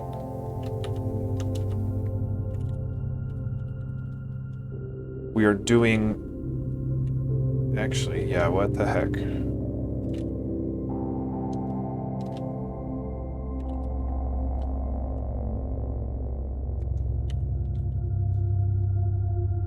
Oh, this is our entity walk state. In our entity idle state. Okay, so it's so weird that this is just making us crash when our entity is fine. We know our entity can process the AI fine because we get that updated position. So we know that's working. We know our entity is getting to this line of code without crashing. It's just that when we try to run the process AI function on our entity's process AI, okay, let me think about this. Our state machine has a process AI function. Yes. So like if we go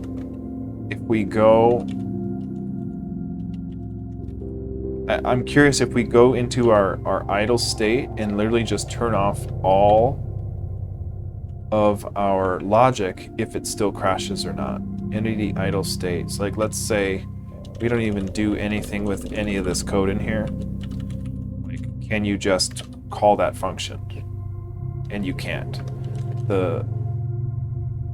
It says attempt to call method process AI a nil value. Now, are we spelling something wrong? No. Process AI is spelt right, and it's as long as we have a dot state machine that is an actual state machine of our entity idle state, we should be able to be okay. And in our init function in our scene, we're putting an entity. Oh my goodness, where is it?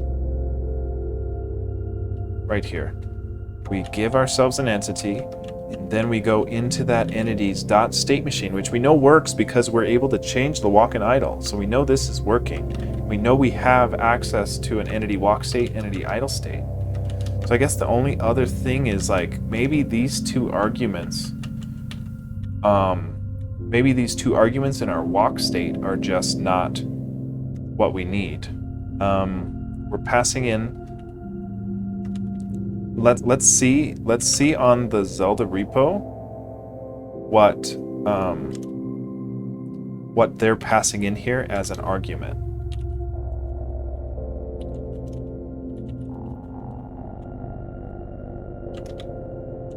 Let's see, because they've got, this would be in their room after their entity instantiation, which they do it right here, and then here is where it is. And they're saying that their state machine gets a return value of only the entity itself. Now we're saying it takes in two arguments, which our walk state doesn't have, but we're not even changing our walk state, we're only changing our idle state. So this is just one more thing that shouldn't be wrong in our code. So I don't know why. If we take this out, and then instead we go to our walk state, and we go ahead and look at our parameters here, we've got an entity and a scene, and instead we're just saying it's an entity. We're going to take out this scene, and we're going to see if that stops us from crashing, and it doesn't.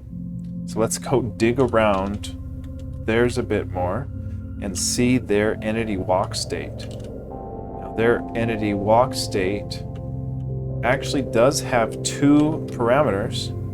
They're just not using their dungeon, so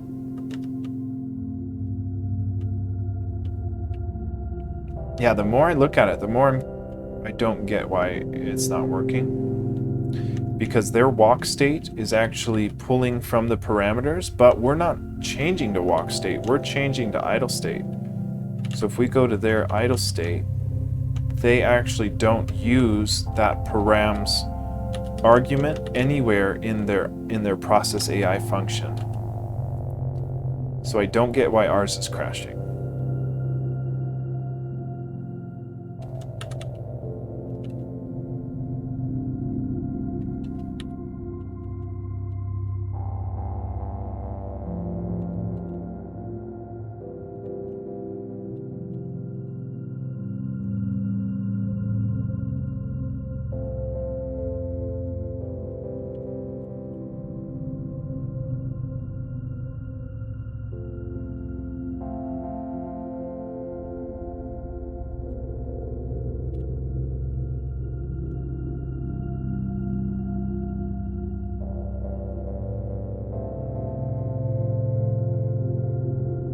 Crashing right here. Only thing I could I really can't think of anything else. I really can't think of anything else. Everything else is matching their state machine. So like if we go to their dungeon,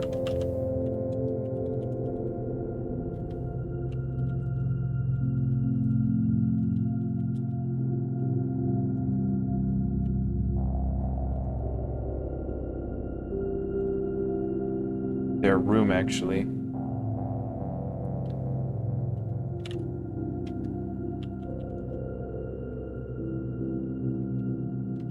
See, and they don't assign their state machine here. They do it after they init. I don't get why ours is crashing. They do have a change state and a change animation. How did I do this? How did I do this?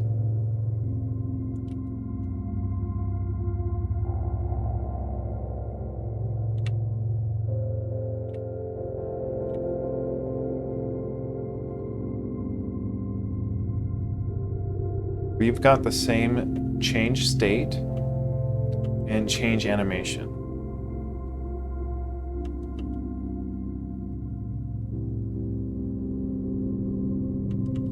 And then in our entity update, we're updating our state machine, rendering our current animation. And they're doing the same thing, update their state machine, update their current animation. Then they've got their processAI that takes in params and DT, and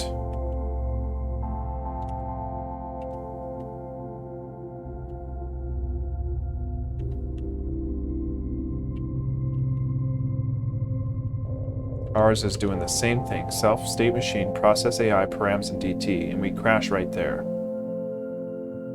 So what's going on differently on theirs, that when they instantiate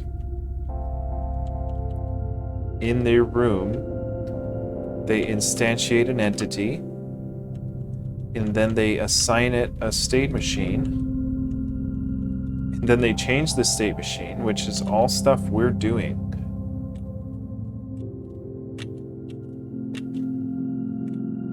Sorry, I'm trying to figure out how I keep doing this.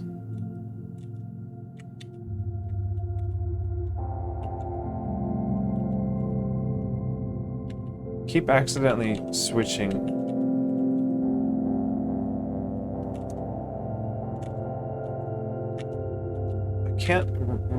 I can't reliably keep switching my Tmux windows, which is just really confusing me. Oh God. Okay.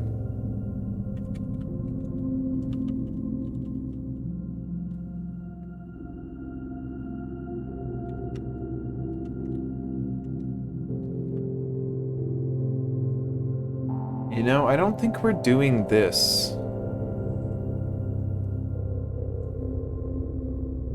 Okay, whoa. Yeah, this is something different. They're doing like dot notation to update their entity somehow. Which I don't know. I don't know how they are doing that. This dot... Yeah, what is this dot notation?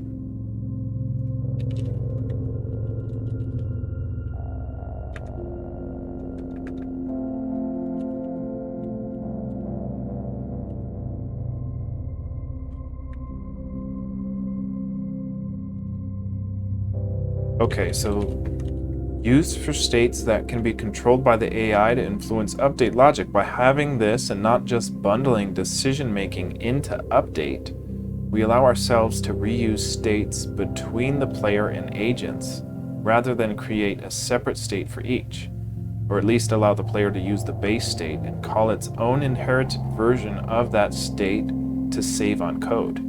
See how player walk state calls entity walk state dot update within colon update for an example. You know what? Yeah, I mean, this is the only thing that they're doing different that we're not. We don't do this in our state machine. We don't do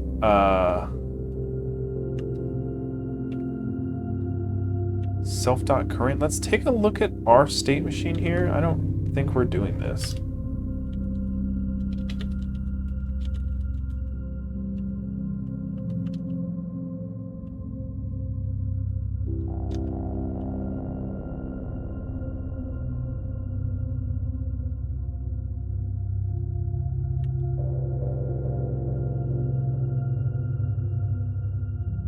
You know what? This is what we're missing.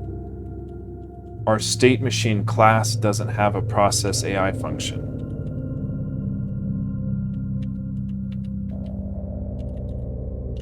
That's what we're missing.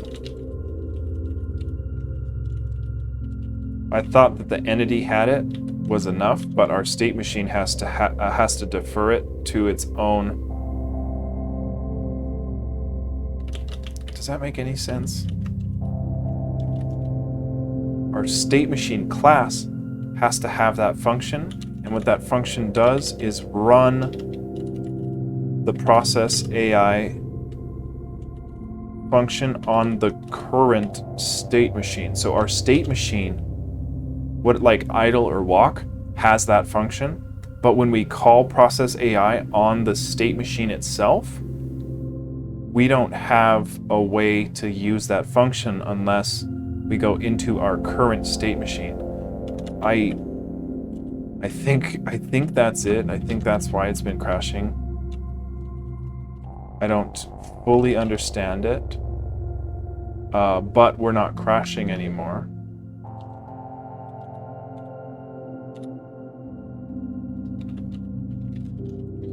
Okay, so now that our state machine has that process AI, let's go back into our scene. let's go take a look at when we are updating the processAI, which I thought would be right here. We're not doing it, so like we're gonna say, instead of just rendering our entity, we're gonna say entity process AI, and the process AI is gonna take in 2 arguments, a params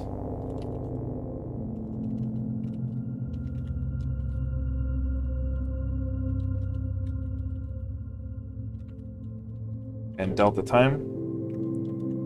That's jacked.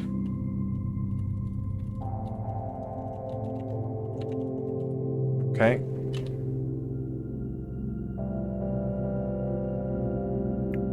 Entity idle state can't use DT. Why?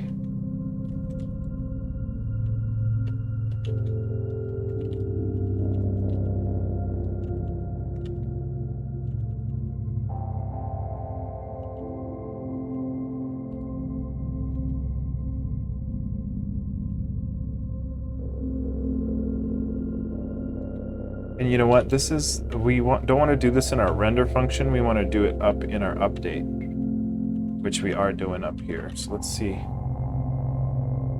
Okay. That's the first time we haven't crashed trying to use the processAI function. So now if we go to our idle state, here, now all we have to do, we'll turn back on our change state to an entity walk after a random amount of time and see if it'll walk after 1 to 5 seconds. Should walk up. Oh, it walked left, but that's working. Now it picked a direction. We init it to up, but if we look at when we declare our entity, we actually give it manually a left. Up here in our scene, we actually manually assign it left right here. So if instead of manually assigning it left, if what we did was comment this out and we go back to our entity idle state, then we can take a direction like this. I think we have a global table of directions to pull from in our constants. Let me check.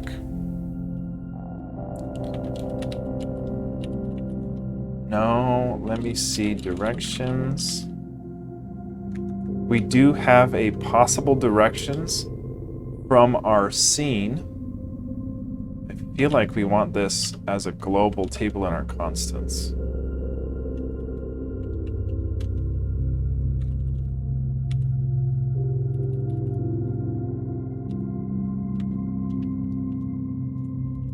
So we have a global table called possible directions, either left, right, up, or down. Then in our entity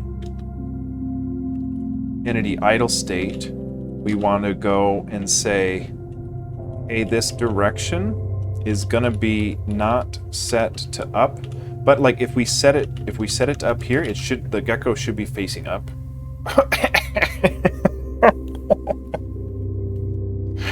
Oh God. Where is that direction being told? Where are we saying, gecko, you get down?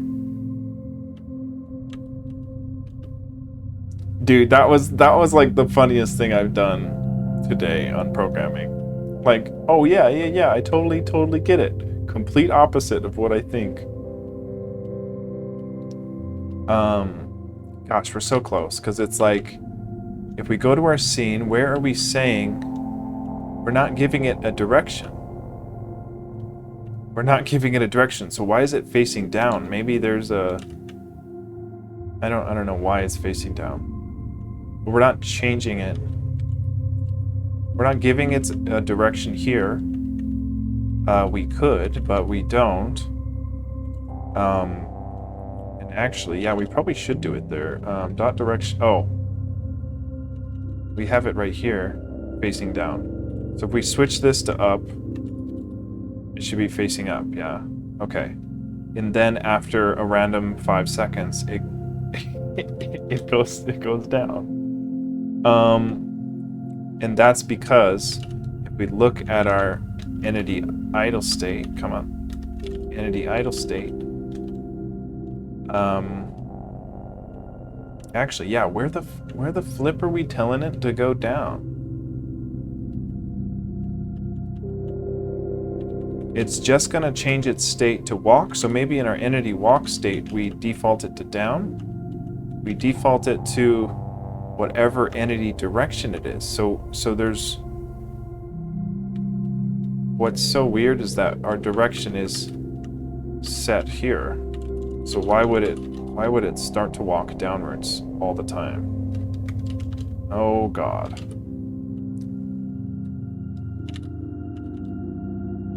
Let's go look at our scene. Now, just because we're setting... No, yep, okay. We gotta be changing our direction somewhere. And I don't know where.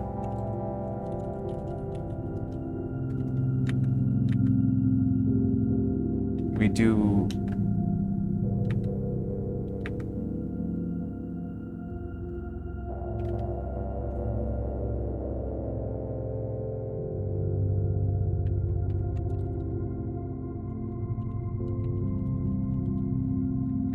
I don't get why it's walking down all the time. We are making a little bit of progress, though.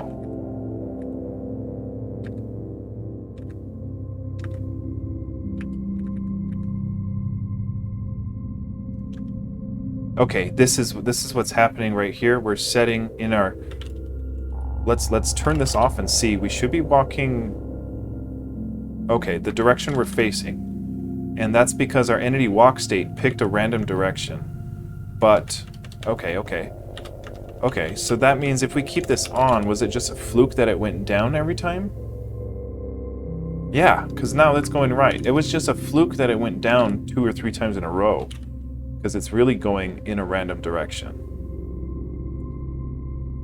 But what we want to do is actually not change the direction upon a walk state.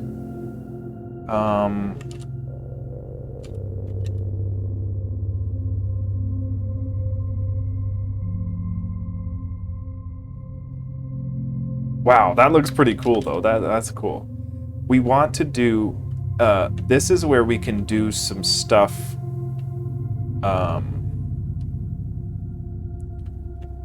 This is where we would put the logic for it to like walk in a circle or something. So it's like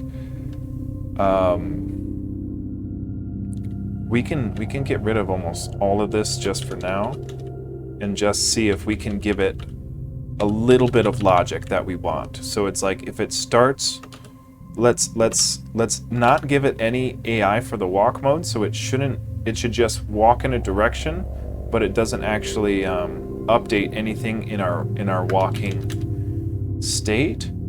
But if we wanted to, like, we would say that our actual entities, like I'm curious if we just say that our self.entity.x gets moved to the right, if that would in fact move it to the right. It should move it to the right. It probably will be facing up, but it, okay, maybe not. So we change it to walk state. So it looks like, oh, you know what? We're actually not actually, we're not updating, we're not processing our AI for our walk state. We're only doing it for our idle state. Because this is saying, hey, go, if your direction is up, go ahead and just walk up. But then we're not actually processing our walk state. So let's go to our scene and see if we can...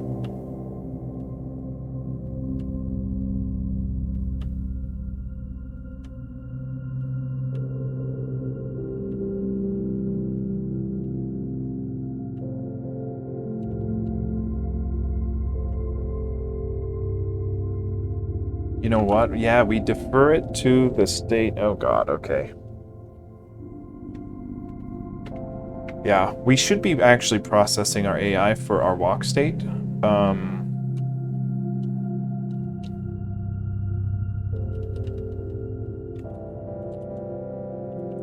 I don't get why it's not moving. Because, yeah, we were able to do this weird stuff. Now we're actually moving our... Oh, you know what? It's because our update function in our entity is actually overriding the X position. So if instead of modifying the X value, we went to go just say that the dot direction gets a string of, let's say left, because we haven't seen him move left yet. We'll say you actually get left when you're in the walk state. So he should be facing up, and then he should face left and move left. Okay, well, he moves left. We don't change his animation because, I mean, I guess we don't really set our animation based on the direction. So we'd have to figure that out. But we've got the very basics of different AI for different states at this moment. Because we've got... So like if we wanted this to be the correct animation, we would say go ahead and entity change animation to be equal to, it would be walk left, I believe. And if we do that, then it should walk left and move left, or yeah. Okay, so I mean, this is cool because now we can say, we can give a random gecko entity a random amount of time to just stay still, and then when he moves, his particle system goes with him. He ends up deinstantiating once he gets off screen, and we're able to just have different AI for the different states. Right now it's very simple in the walk state. All we're doing is changing the direction and the animation, but we can do this for any direction. And we can do this for not a hard-coded direction, but any direction we wanted by doing our possible directions table. Yeah, cool. So it like we can do something like this, like local possible directions or local directions gets a table of the values of the possible directions, and we'll say left, up, left, right, up, or down. And then we can say, okay, we've got a table of that. So now we're going to go ahead and set our direction. Anytime we switch to a walk state for our entity there, we're going to say that our direction gets updated to be a, we want it to be the same number. So we would say like random index. We'd want to give us a variable to store it in. So we'd say random index gets math.random. Not math.random. Yeah, math.random. Math.random, but we want it to be a random value.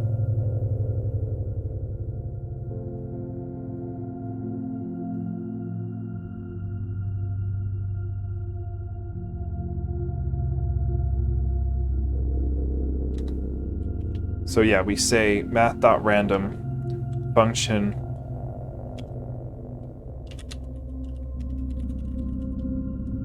length operator. So like the length operator will return the value of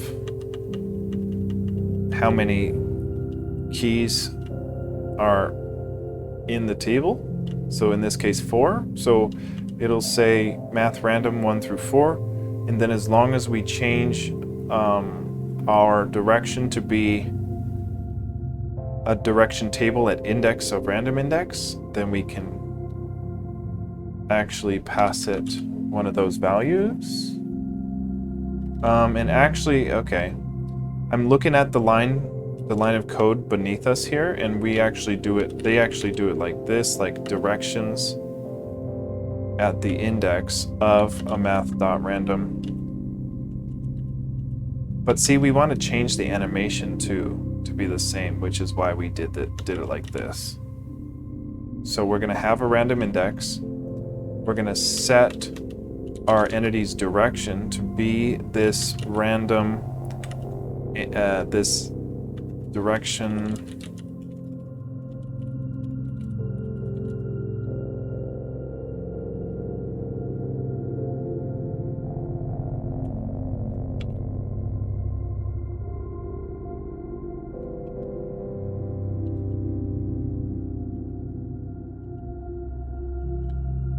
Okay. We're going to take our directions table. We're going to go to a random index of that table. That is what the direction is going to become.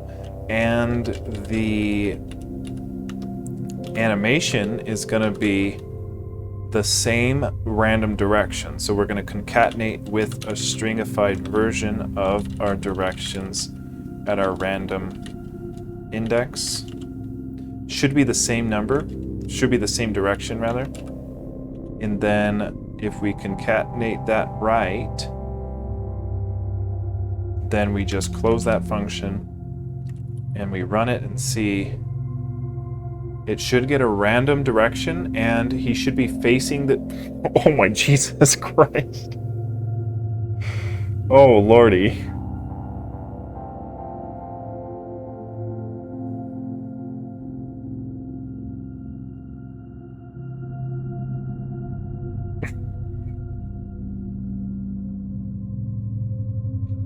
It's a very random direction he's got there. That is just freaky.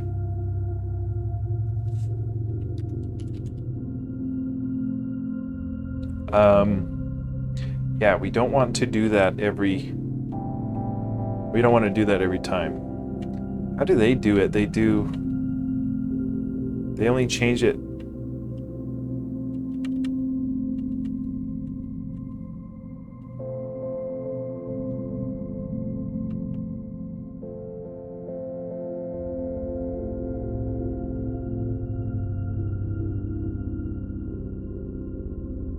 They've got this movement timer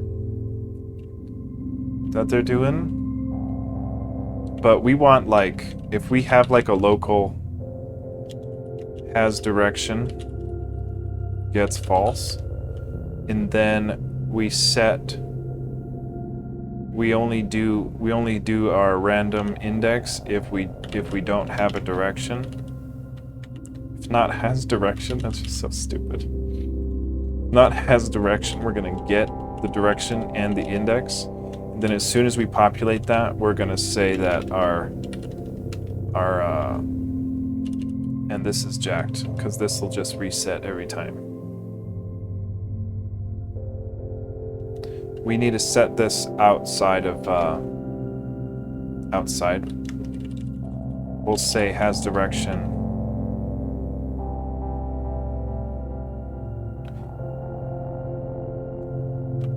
I don't freaking know. I don't freaking know.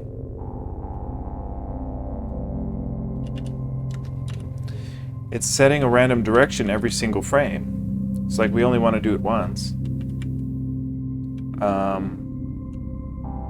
But we're updating we're processing our AI over and over and over again. Because it needs to update.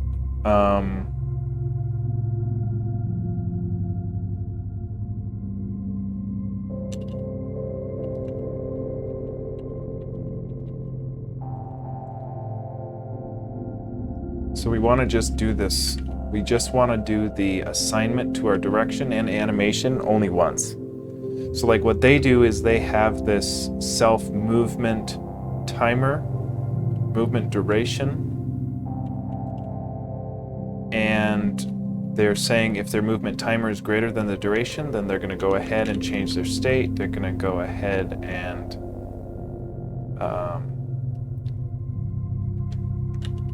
update their direction to be random and their animation to be random.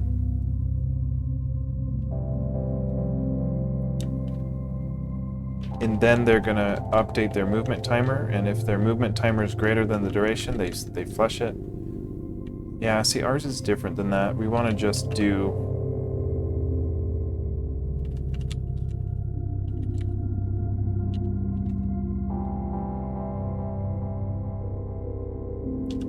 See, we can't do it. We have to have a timer here. So we've got a movement duration and a movement timer already. So if we say like they do and say, by the way, we're gonna update our movement timer.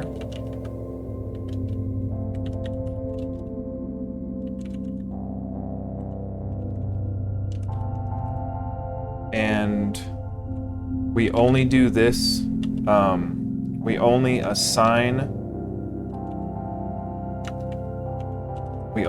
these directions if our self.movement timer is equal to 0, which is right when we init. Then we go ahead and only do that if our movement timer is 0. Then we go ahead and increment our movement timer, so we only ever do this once here. It should stop our freak of a gecko here. Hey, Fox Hollow, good to see ya. We're working on our AI for our corrupted gecko here. And right now we're giving its AI is basically just a random direction and a random corresponding animation to go with that direction. So we're just testing that right now to make sure the animations are matching up with the directions it's moving, and it looks like it is working. And Fox Hollow, you might be our lucky charm, because we've been stumped for the past 2 hours, and only till you showed up is this actually working. So it looks like it's working. So like we've got the basics of not only the AI for an idle state of an entity, but a walk state of an entity. And our particle systems look like it is tracking with the entity itself. Actually, yeah, because the particle system disappears there once it's gone. And it leaves behind that kind of like festering swirl. Ugh. Okay, so this is finally what we've been trying to do all day. So now we have access to these processAI functions that, depending on the state that the entity is in, we can give it certain logic. So right now the logic is, yeah, exactly. I can agree with that, because you know, if you're hiking or something and you see a fox, you're like super lucky. Like you're always blessed with a fox's presence, you know. No one's ever like, oh, all these foxes around. I mean, I guess maybe some people, but I always wanted to go. Have you seen? I'm sure you've seen those that fox sanctuary in Japan, where they've got all the rescue foxes, and you just like feed them snacks and they follow you around and stuff. Yeah, exactly. Yeah, I would be blessed to be tripping over foxes all day. Okay, we finally got our entity system AI started. So one thing we've got to do is, right now we're kind of manually putting in an instantiation of a corrupted gecko into our scene, but what we really want to do is be able to say, hey, there's a corrupted gecko entity in scene 1, 2, so that if we're over here, or we start the game over there, like in our scene here,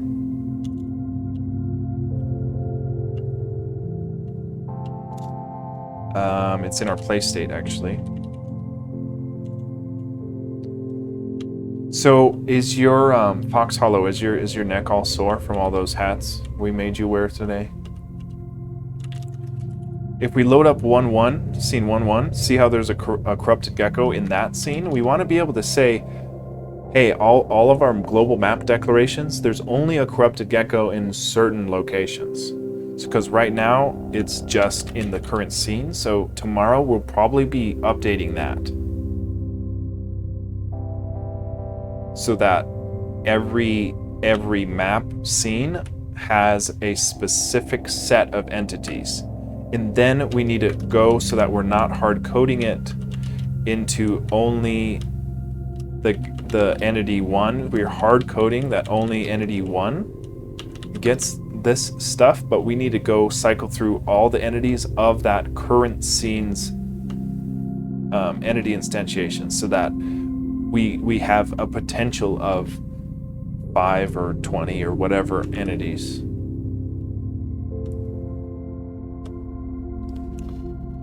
Basic conditioning. I've been wearing 50 hats at a time for the past 6 months. Okay, yeah. I mean, game devs wear a bunch of hats anyway, right? Kind of got to do a bunch of different stuff. Okay. Let's go to our notes and we'll add what we're trying to do, which is, and actually we already did this. We did this.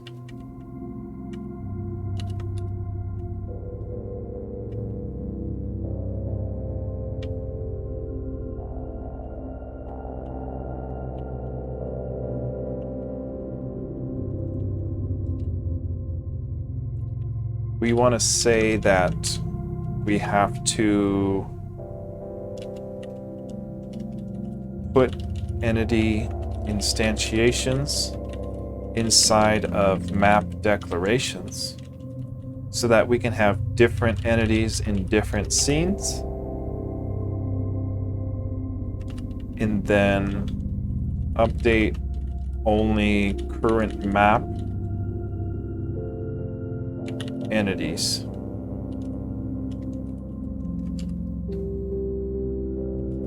Okay, we did this.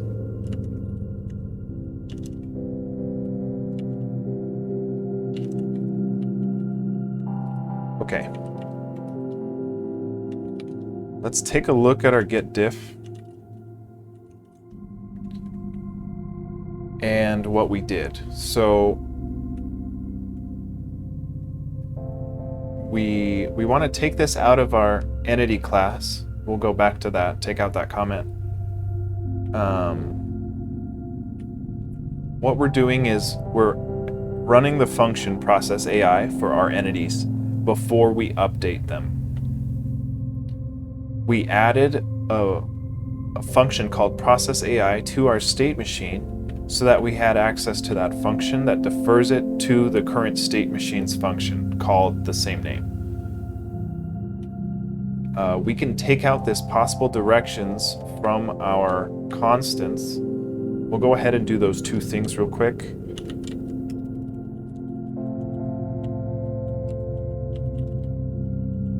Take out that possible directions, and then we want to go to our entity class and take out the comment of our X position update.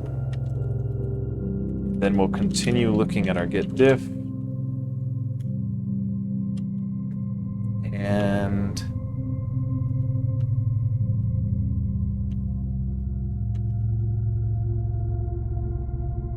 we took out a parameter from our entity walk state, which we should add back in because that was us trying to fix something. So we'll go back to our walk state and add that back in.